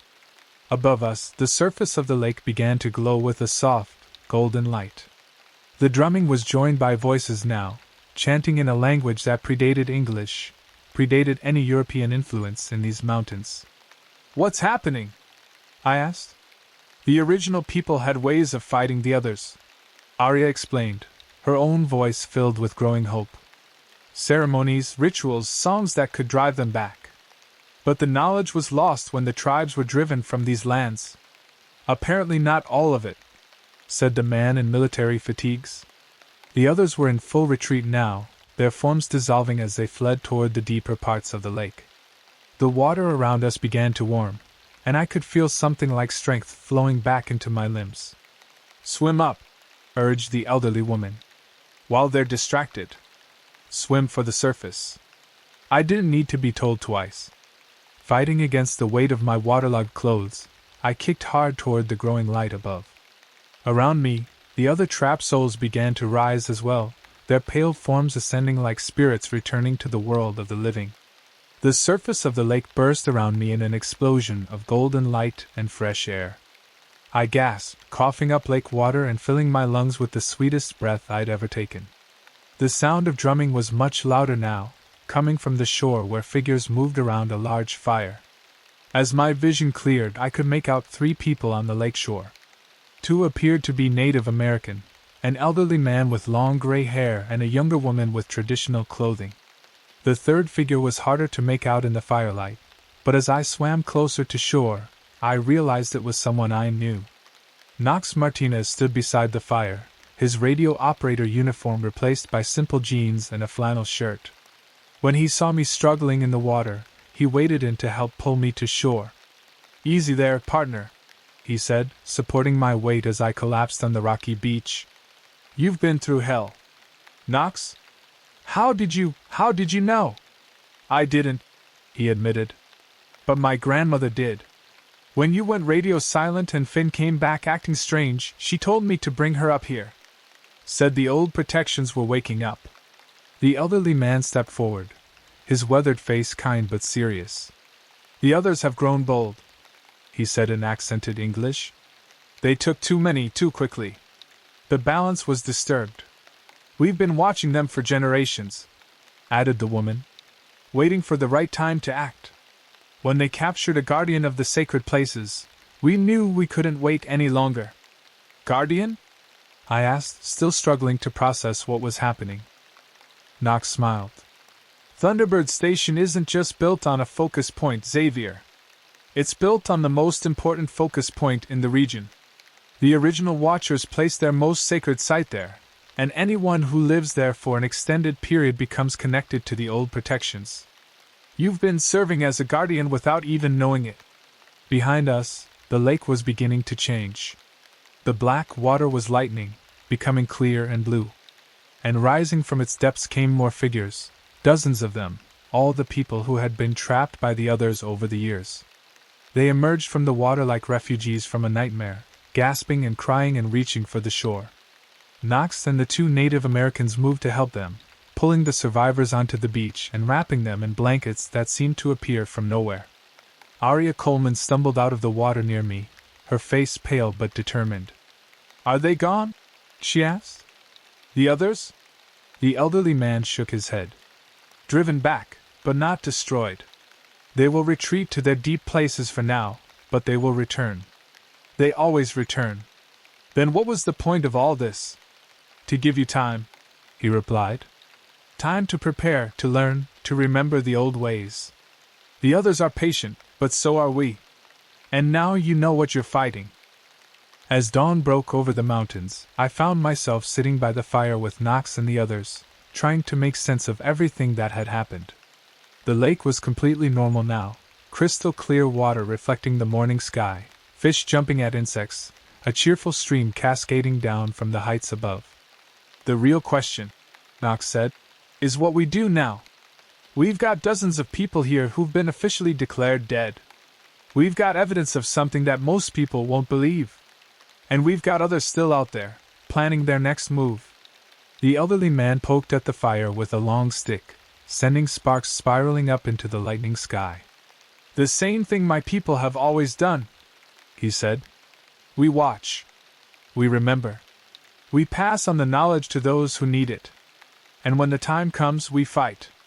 Will the time come again? Oh yes, he said with certainty that sent chills down my spine.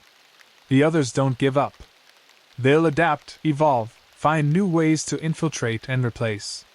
But now they know that someone is watching them, someone who remembers how to fight back.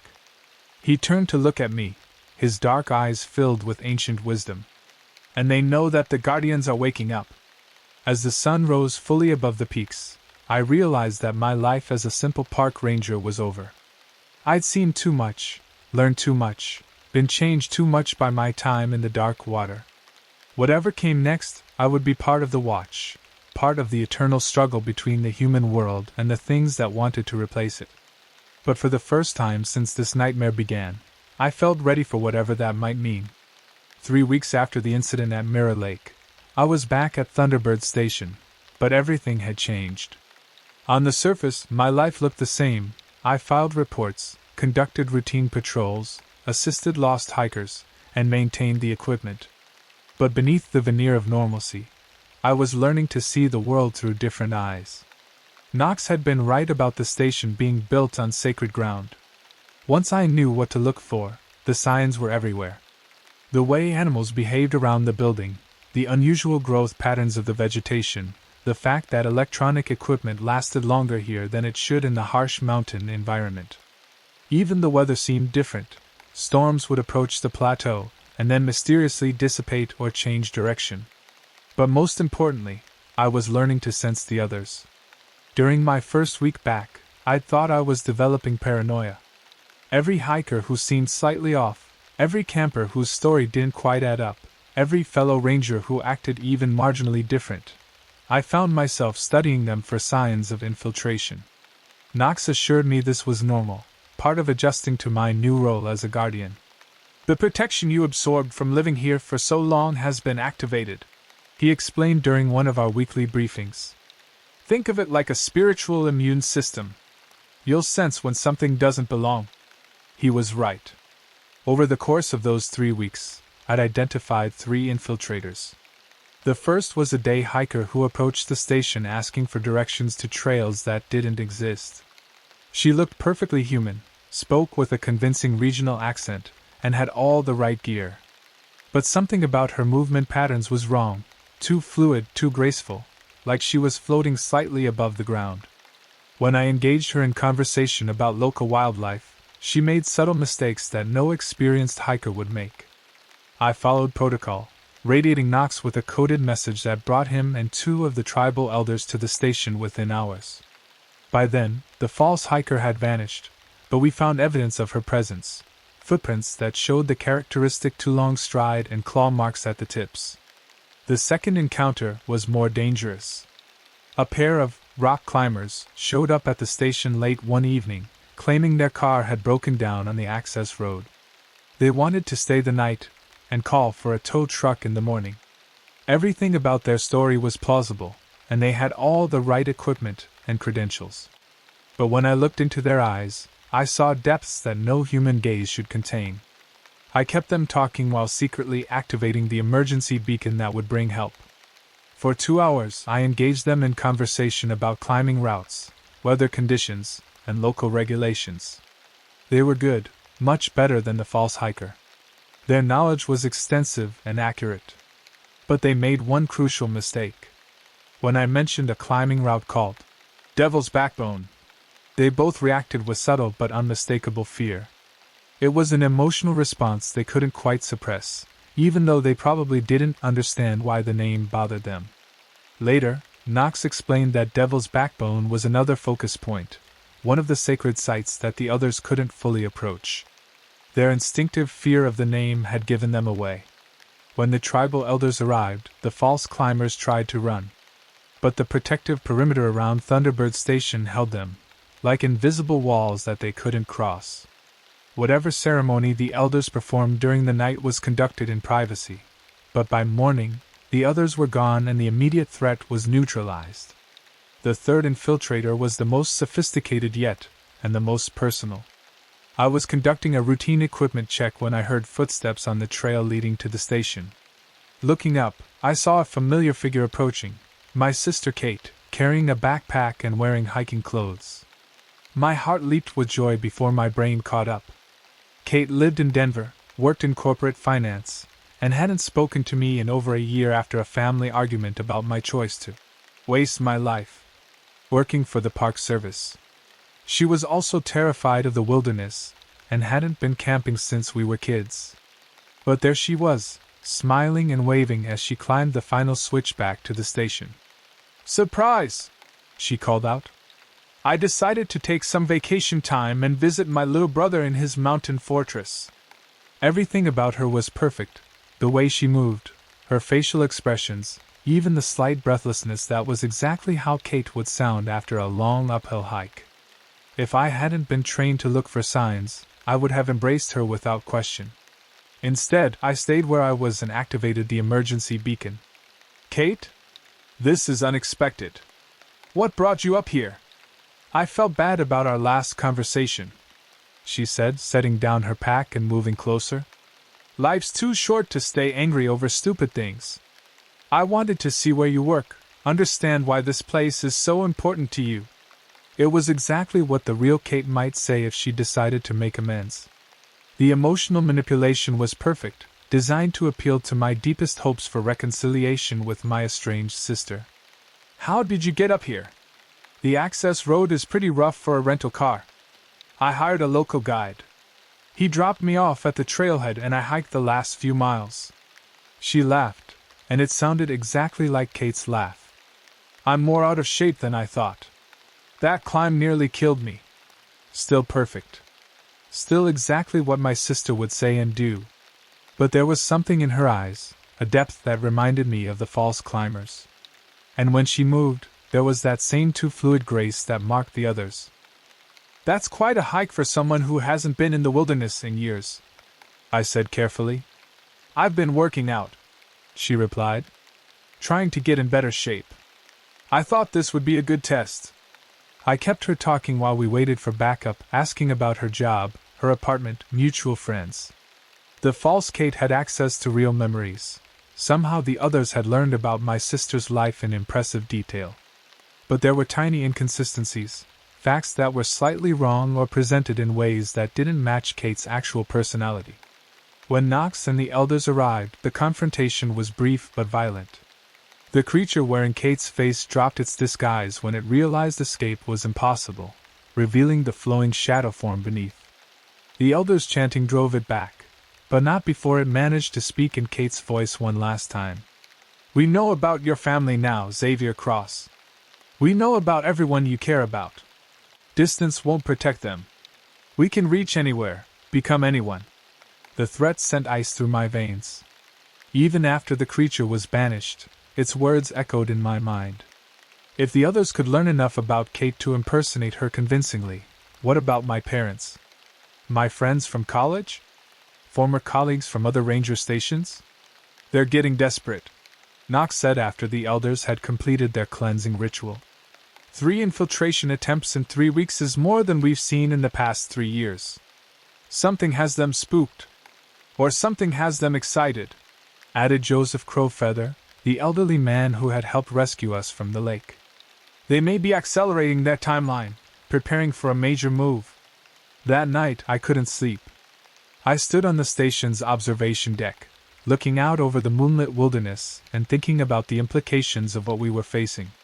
The others weren't just planning to replace a few individuals. They were building towards something bigger. A coordinated infiltration that could compromise entire communities. And they were learning from each encounter, getting better at mimicry, more sophisticated in their approach. How long before they perfected their technique to the point where even Guardians couldn't detect them? I was still pondering these dark thoughts when I heard movement in the forest below. At first I thought it might be wildlife, elk or deer coming to drink from the stream that ran past the station. But as I watched, shapes began emerging from the tree-line. Human shapes. Dozens of them. They moved in perfect unison, walking in formation across the meadow toward the station. In the moonlight, I could see that they all wore similar clothes, hiking gear, camping equipment, the kind of outfits worn by people who spent time in the wilderness. They looked like every missing person from the past decade, returned from the dead. I grabbed my radio and called Knox. "We have a problem. Multiple contacts approaching the station from the south. Looks like a coordinated assault." "How many?" I counted quickly. "At least 40. Maybe 50. Jesus. Hold your position. We're on our way." The figures had reached the base of the plateau now and were beginning to climb the trail to the station. As they got closer, I could make out individual faces. Some I recognized from missing person reports, hikers who had vanished over the years, their bodies never found. Others were strangers, but all had that same too perfect appearance that marked the others' work. They climbed in complete silence, no conversation, no sounds of exertion. Just the soft pad of footsteps on the rocky trail. When they reached the station, they stopped just beyond the protective perimeter. I could feel it now, the invisible barrier that Joseph Crowfeather had described, a wall of spiritual energy that the others couldn't cross. But they weren't trying to cross it. They were just standing there, waiting. One of them stepped forward, a woman in her 30s wearing the kind of technical hiking gear that costs serious money. She looked perfectly human, but when she spoke, her voice carried that resonant quality that indicated she was something else entirely. "Guardian," she said, the word carrying both respect and threat. "We would speak with you." "About what?" "Terms." The word hung in the air like a challenge. Behind the spokeswoman, the other figures remained motionless, their faces blank but their eyes alert. "The old ways are changing," she continued. "Your people have tools now that make concealment difficult. Satellites that see everything, computers that remember everything, genetic tests that reveal everything.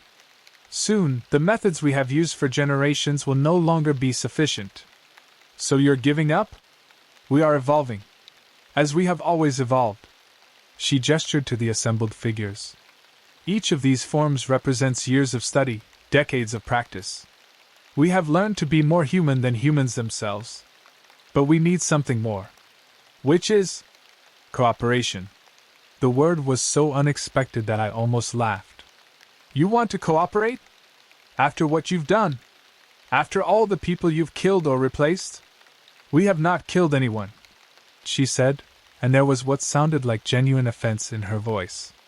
"Death is a human concept. We have preserved those we have studied, kept them safe in the deep places where time moves differently. They could be returned, if we came to an understanding. What kind of understanding? A sharing of worlds. Your people have taken the surface, built your cities and roads and endless noise. We ask only for the deep places, the forgotten spaces, the areas where your kind no longer wishes to go. In exchange, we offer knowledge. Technologies beyond your current understanding. Insights into the nature of reality that your science has barely begun to glimpse. It sounded almost reasonable, the way she presented it. But I knew better than to trust anything the others said. And if we refuse? The spokeswoman's expression didn't change, but I could feel the menace in her words. Then we continue as we have always continued. We study, we learn, we replace. But now we do it faster, more efficiently. We take not just individuals but entire communities. We infiltrate your governments, your corporations, your military. Within a generation, the distinction between human and other becomes meaningless. You're talking about genocide. We are talking about evolution. Your species has reached the limits of what it can achieve alone. You destroy your environment, fight endless wars, squander the gifts of intelligence and creativity that make you unique. We offer to help you transcend those limitations. By replacing us. By becoming us. And allowing us to become you. A true synthesis of our peoples. The conversation was interrupted by the arrival of Knox and the tribal elders. They appeared at the edge of the meadow, moving carefully but purposefully toward the station. The assembled others turned to watch them approach, but made no aggressive moves. This is a new development, Joseph Crowfeather said as he joined me on the observation deck. In all our stories, the others have never attempted direct negotiation. Is that good or bad? Both, he replied. It suggests they respect the old protections enough to treat with us as equals. But it also suggests they have grown confident enough to believe they hold the stronger position. Knox made his way up to the deck, his radio equipment bulky in the moonlight. I've got teams from 6 different agencies en route, he said quietly. FBI, Park Service, State Police, even some federal people I've never heard of. Word about the others is spreading through certain channels. How much do they know? Enough to take it seriously. Not enough to be effective.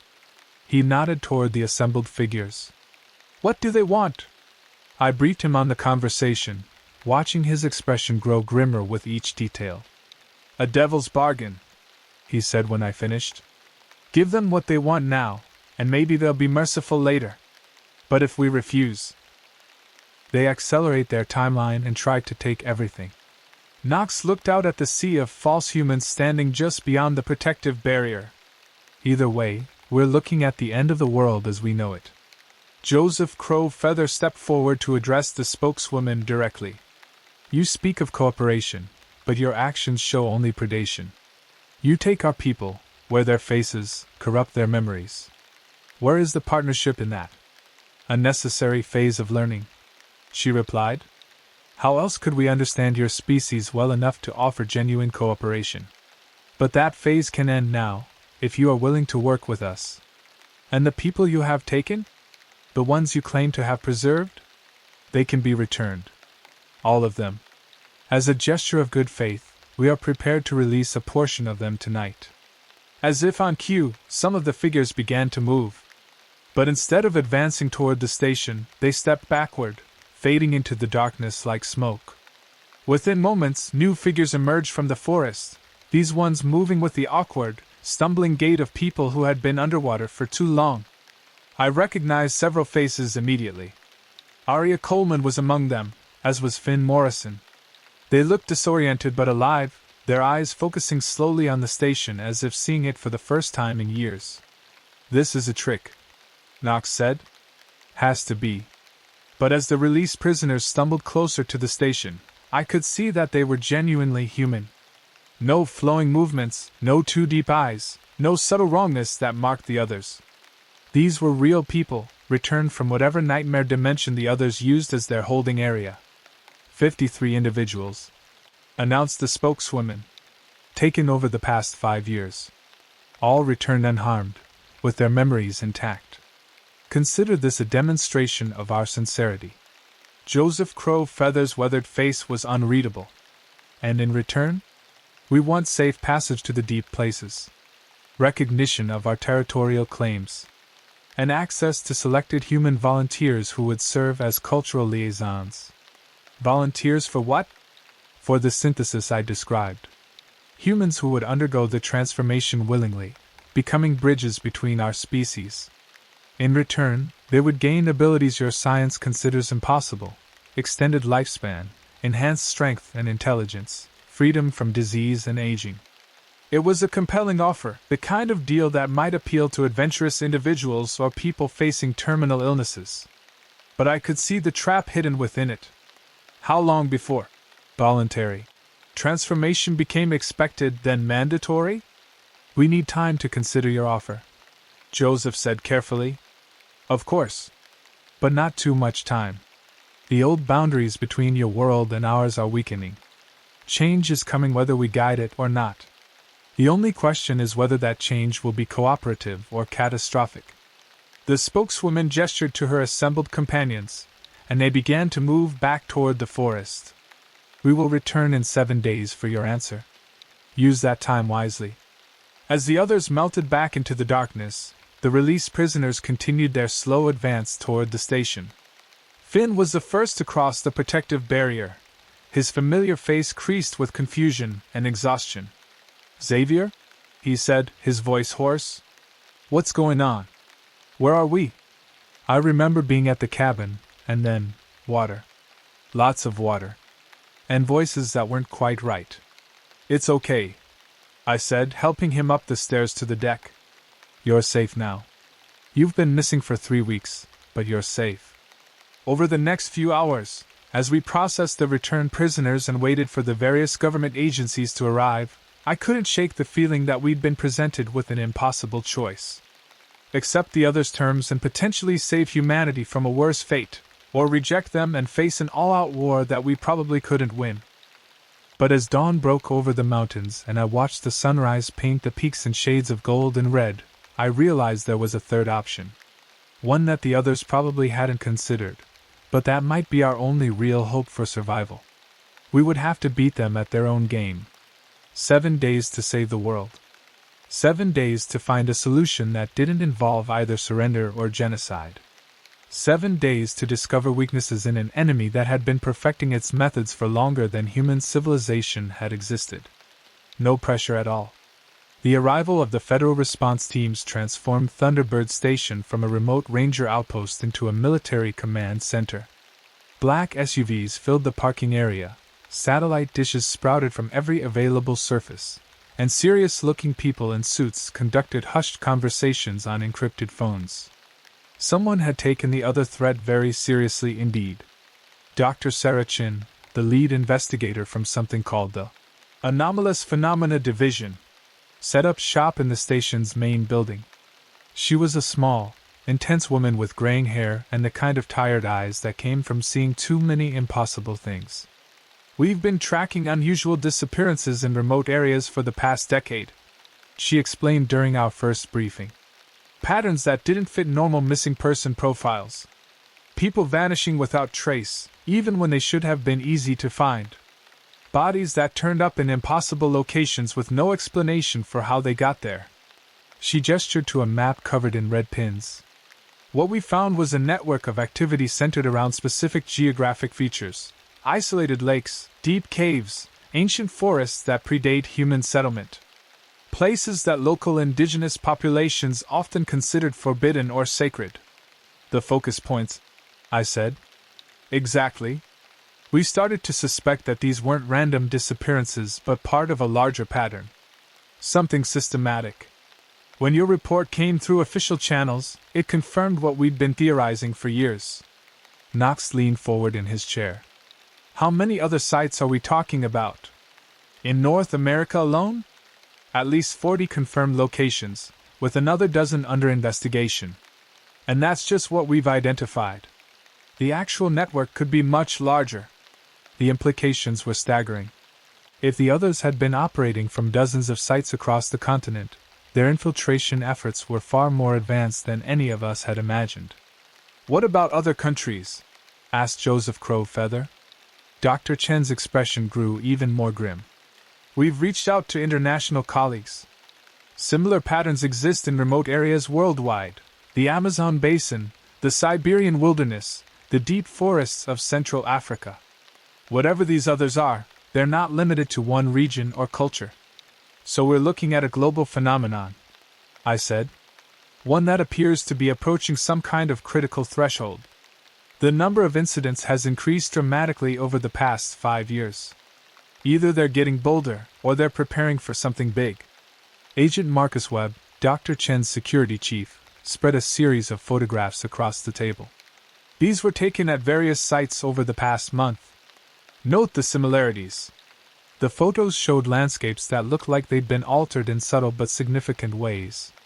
Trees that grew in unnatural formations, water that reflected light differently than it should, and in several cases, structures that defied easy explanation, stone formations that looked almost like buildings but followed no architectural principles I recognized. "The others don't just inhabit these places," Webb explained. "They're changing them, reshaping the physical environment to suit their needs. And in every case, these changes seem to be accelerating. They're preparing staging areas," Joseph said quietly. "Bases of operation for a larger assault." "That's our assessment," Dr. Chen agreed. "Which brings us to the central question: how do we respond to their ultimatum?" The room fell silent. 7 days had seemed like a reasonable amount of time when the deadline was first announced, but 3 days had already passed in briefings, planning sessions, and failed attempts to gather intelligence. We were running out of time to find alternatives. "What if we took their deal?" suggested Agent Webb. "Agreed to territorial concessions in exchange for peaceful coexistence?" "It wouldn't work," I said. "They're not interested in coexistence. They want replacement. The volunteers they mentioned would just be the first step in a gradual takeover process." "How can you be so certain?" "Because I've seen what they do to people. I've been inside their holding areas. The others don't think of humans as equals to be negotiated with. They think of us as raw material to be studied and eventually replicated." Joseph nodded his agreement. "My people have stories about creatures like this going back centuries. In every tale, attempts at cooperation end the same way, with the creatures learning what they need to know and then disposing of their teachers." "So we fight," said Agent Webb. "Full military response. Nuclear weapons if necessary." "Against what targets?" Knox asked. "They're shapeshifters. They can look like anyone, go anywhere. How do you fight an enemy that could be wearing the face of your commanding officer? Plus, nuclear weapons won't help against entities that can survive at the bottom of lakes for decades," I added. "We need something more specific." Dr. Chen had been listening to the debate with growing frustration. "There has to be another option. Some weakness we can exploit, some leverage we haven't considered." "Actually," I said slowly, "there might be." All eyes turned to me. I took a breath and tried to organize thoughts that had been percolating since the night of the ultimatum. The others have spent centuries perfecting their ability to mimic humans. But what if we turn that around? What if we learn to mimic them? "Explain," Dr. Chen said. "They're vulnerable in their true forms. The tribal ceremonies can drive them back, force them to retreat. But those ceremonies require specific knowledge, specific rituals that most people don't possess. What if we could infiltrate their strongholds, learn their weaknesses from the inside?" "You're talking about suicide," Agent Webb said flatly. "Anyone who tried to infiltrate their base would end up in their collection, like all the other prisoners." "Not necessarily. I've been exposed to their methods. I know how they think, how they operate. And I've got protection from the focus points that they can't easily overcome." Joseph Crowfeather was shaking his head. "The sacred sites offer some protection, but not enough for what you're suggesting. To enter their deep places willingly would be to walk into the heart of their power." "Then we make sure I'm not going in alone," I said. "What if we could find a way to extend the protection?" Create portable versions of the focus point defenses? Is that possible? Dr. Chen asked. Joseph exchanged glances with the other tribal elders who had been quietly observing the briefing. Perhaps, he said carefully. The old knowledge includes methods for carrying sacred power beyond the traditional sites. But such techniques are dangerous, and the protection would be temporary at best. How temporary? Hours, maybe less. And using such power comes with a cost. The spirits that guard the sacred places do not give their aid lightly. Agent Webb was already shaking his head. Even if this protection works, even if you could somehow infiltrate their base, how would that help us? You'd be one person against hundreds or thousands of others. Because I wouldn't be trying to fight them, I explained. I'd be trying to understand them. Learn how their network operates, identify critical vulnerabilities, maybe even find a way to disrupt their entire system. You're talking about a reconnaissance mission, Dr. Chen said thoughtfully. Gather intelligence, then extract before they realize what's happened. Exactly. The others have been studying us for centuries, learning our weaknesses. It's time we return the favor. Knox leaned back in his chair, his expression troubled. Xavier, I've seen what those things can do. Even with protection, you'd be taking an enormous risk. We're all taking enormous risks, I replied. If we do nothing, they take over. If we try to fight them conventionally, we lose. This might be our only chance to level the playing field. The debate continued for hours, with various experts weighing in on the feasibility and dangers of the plan. But eventually, Dr. Chen made the decision that would determine humanity's fate. We're running out of time and options, she said. If Ranger Cross is willing to attempt this infiltration, and if the tribal elders can provide the necessary protection, then I'm authorizing the mission. Joseph Crow Feather's weathered face was grave. Very well. But understand that what we're asking of the spirits is unprecedented. There may be consequences we cannot foresee. 2 days later, I stood at the edge of Mirror Lake as the tribal elders prepared their ceremony. The water was crystal clear in the afternoon sunlight, showing no trace of the nightmare realm that lay beneath its surface. But I could feel the others down there, waiting in their deep places. The preparation ritual took most of the day. Joseph and the other elders sang in languages that predated European contact, their voices harmonizing with the wind through the pines and the sound of water lapping against the shore. They painted symbols on my skin with clay and charcoal, each mark carrying specific meaning and power. As the ceremony progressed, I began to feel different. Not physically, but spiritually, as if I was being wrapped in invisible armor made of starlight and sacred stone.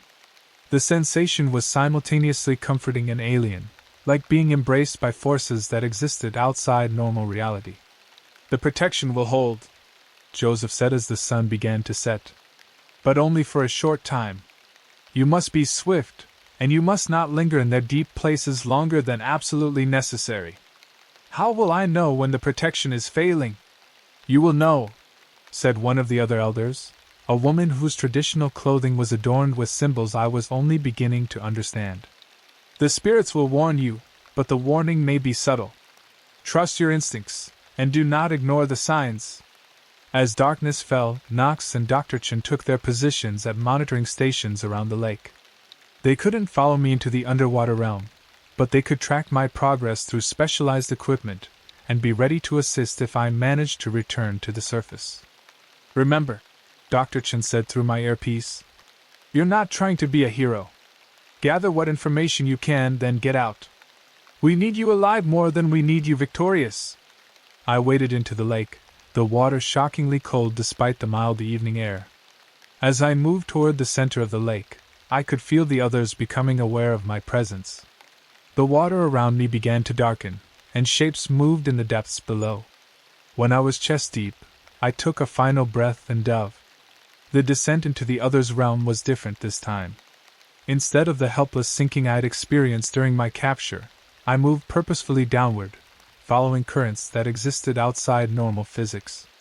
The protective power of the tribal ceremony created a bubble of safety around me, allowing me to breathe the dark water and see clearly in the otherworldly depths. The underwater city that awaited me was vast beyond imagination. Structures that might have been buildings or might have been living organisms stretched in all directions, their surfaces rippling with bioluminescent patterns. Corridors and chambers carved from rock and coral formed a three-dimensional maze that seemed to extend far beyond the physical boundaries of the lake.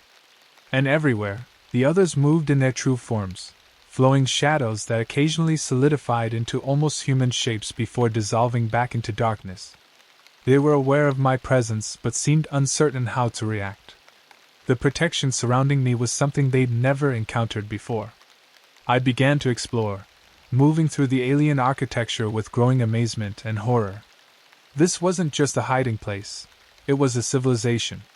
The others had built an entire society in the spaces between worlds, a realm that existed parallel to but separate from human reality. In chambers that might have been laboratories, I saw evidence of their research into human behavior. Preserved memories played on surfaces that were part screen, part living tissue. Experiments in shape-shifting and mimicry were conducted with a precision that would have impressed human scientists. But it was in the deepest chambers that I found the most disturbing revelation. The others weren't just planning to replace humanity, they were planning to preserve us.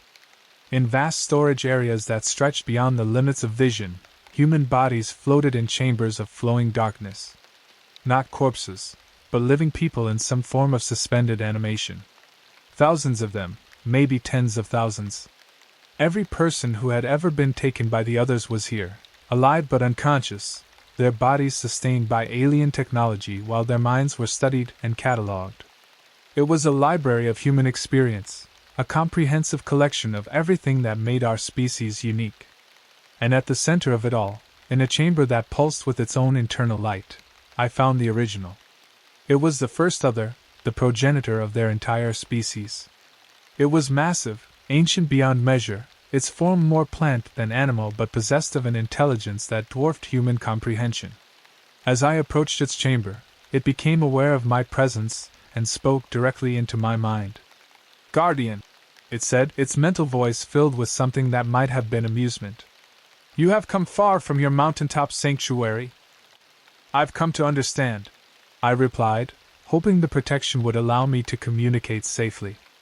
"And what do you wish to understand? Why? Why replace us instead of coexisting with us?"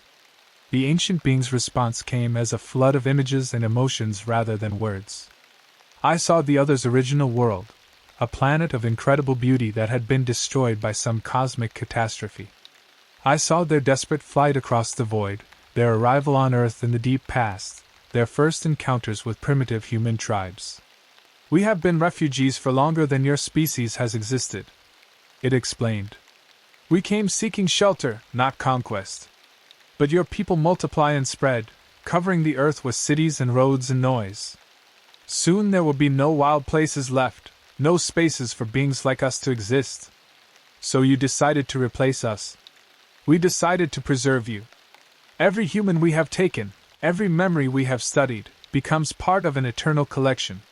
Your species will never truly die, because we will carry your essence forward into the future. But we won't be alive. Life is more than biochemistry and electrical impulses. We offer something better, existence without suffering, consciousness without the burden of mortality." I could feel the protection beginning to weaken around me. The tribal spirits were growing tired, their power stretched to its limits by this deep penetration into alien territory. "There's another way," I said quickly. "Partnership, not replacement. We can share the world. Your people do not share. They consume, they expand, they dominate. We have studied your history, your nature. Cooperation with humans is temporary at best. Then let us prove you wrong." The ancient other considered this for a long moment, its massive form pulsing with thought. Around us, the lesser others had begun to gather, drawn by the conversation between their progenitor and the unexpected human visitor. "You speak of proof," it said finally. "What proof could you offer that would convince us to abandon plans we have made across millennia?" I thought quickly, aware that my time was running out. The protection was fading, and soon I would be as helpless as any other human in this alien realm. "Give us 1 year," I said. 1 year to show you that humans and others can coexist.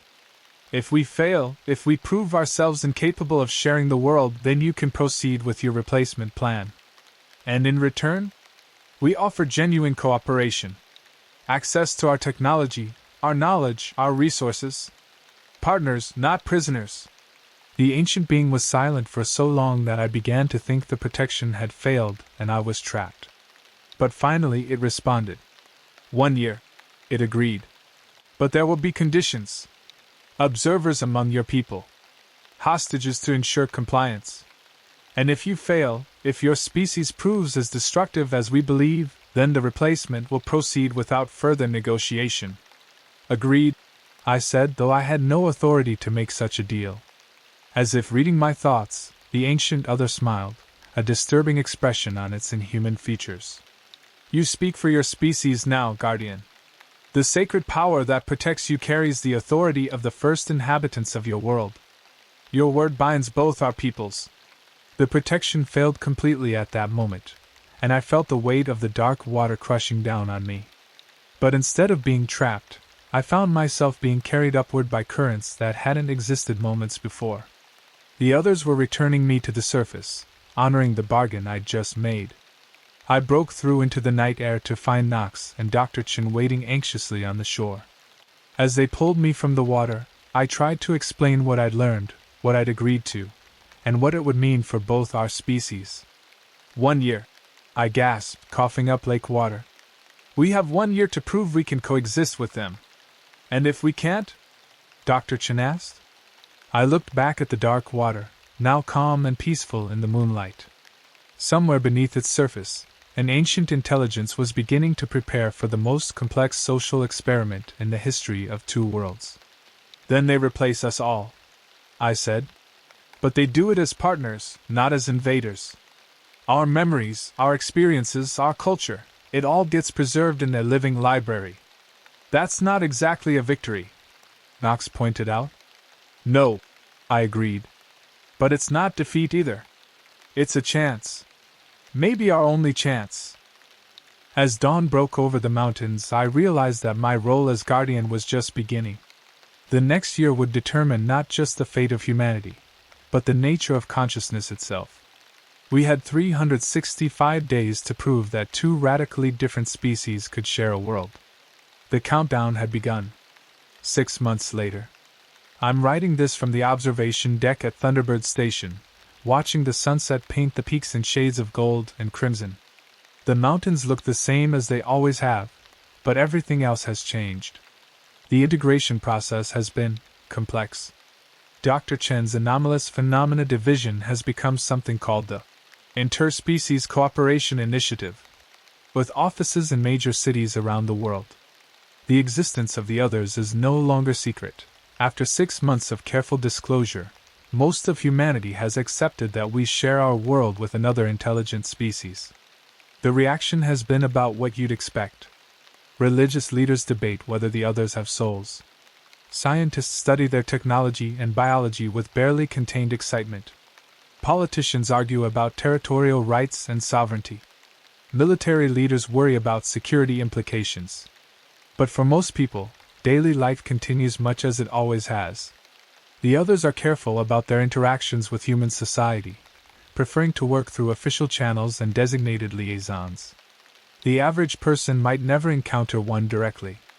Here in the wilderness, though, the changes are more obvious. The protected zones have been expanded dramatically. Entire mountain ranges, deep forests, and remote lake systems are now designated as other habitat, off-limits to human development. In exchange, the others have shared technologies that are revolutionizing our understanding of energy, medicine, and environmental restoration. The partnership isn't perfect. There have been incidents. Humans who ventured into restricted areas and vanished, others who attempted unauthorized infiltrations of human communities. Each incident strains the fragile trust we're trying to build. But there have also been successes. Other medical knowledge has led to treatments for diseases that were previously incurable. Their environmental technologies are helping us address climate change and ecosystem destruction. And their perspectives on consciousness and existence have opened new fields of philosophy and psychology. The biggest change, though, is in how we see ourselves. Knowing that another intelligence has been studying us for centuries, cataloging our behaviors and learning our patterns, has forced humanity to examine its own nature. The others hold up a mirror to our species, showing us both our remarkable adaptability and our destructive tendencies. Some people find this disturbing. Others find it liberating. As for me, I'm still here at Thunderbird Station, still serving as a guardian. But my role has evolved. Instead of protecting humans from the others, I'm helping facilitate communication between our species. I've become something like an ambassador, though the title makes me uncomfortable. The work isn't easy. The others think in ways that don't always translate to human understanding, and their concept of time and causality can be baffling. But slowly, patiently, we're building bridges of comprehension. Knox has been promoted to head the western region of the initiative, coordinating between human authorities and other communities across several states. He seems to thrive on the complexity of the work, though he complains that the paperwork has gotten even worse. Finn returned to regular ranger duties after his experience in the other's underwater realm. He says he's grateful to be back to simple problems like lost hikers and injured climbers. Aria Coleman has become something of a celebrity, writing a book about her experience and lecturing on interspecies cooperation. She handles the public attention better than I would, using her platform to promote understanding between humans and others. The tribal elders who helped make the peace possible have formed a council that advises both species on spiritual and cultural matters. Joseph Crowfeather likes to say that the old ways are becoming new again, that the sacred knowledge his people preserved is finally being recognized for its importance. As I write this, we're approaching the halfway point of our 1-year trial period. So far, the experiment in coexistence is working, though not without challenges. There are still voices on both sides calling for a return to the old ways, humans who want the others banished from Earth, others who believe replacement is still the safest option. But there are also signs of hope. Young humans are learning other technologies and perspectives. Some others are choosing to live among human communities, serving as cultural bridges. Children are growing up in a world where interspecies cooperation is normal rather than extraordinary. Will it last? Will we prove that two radically different forms of consciousness can share a world? I don't know. But I'm hopeful. The sun is setting now, and the first stars are appearing in the darkening sky.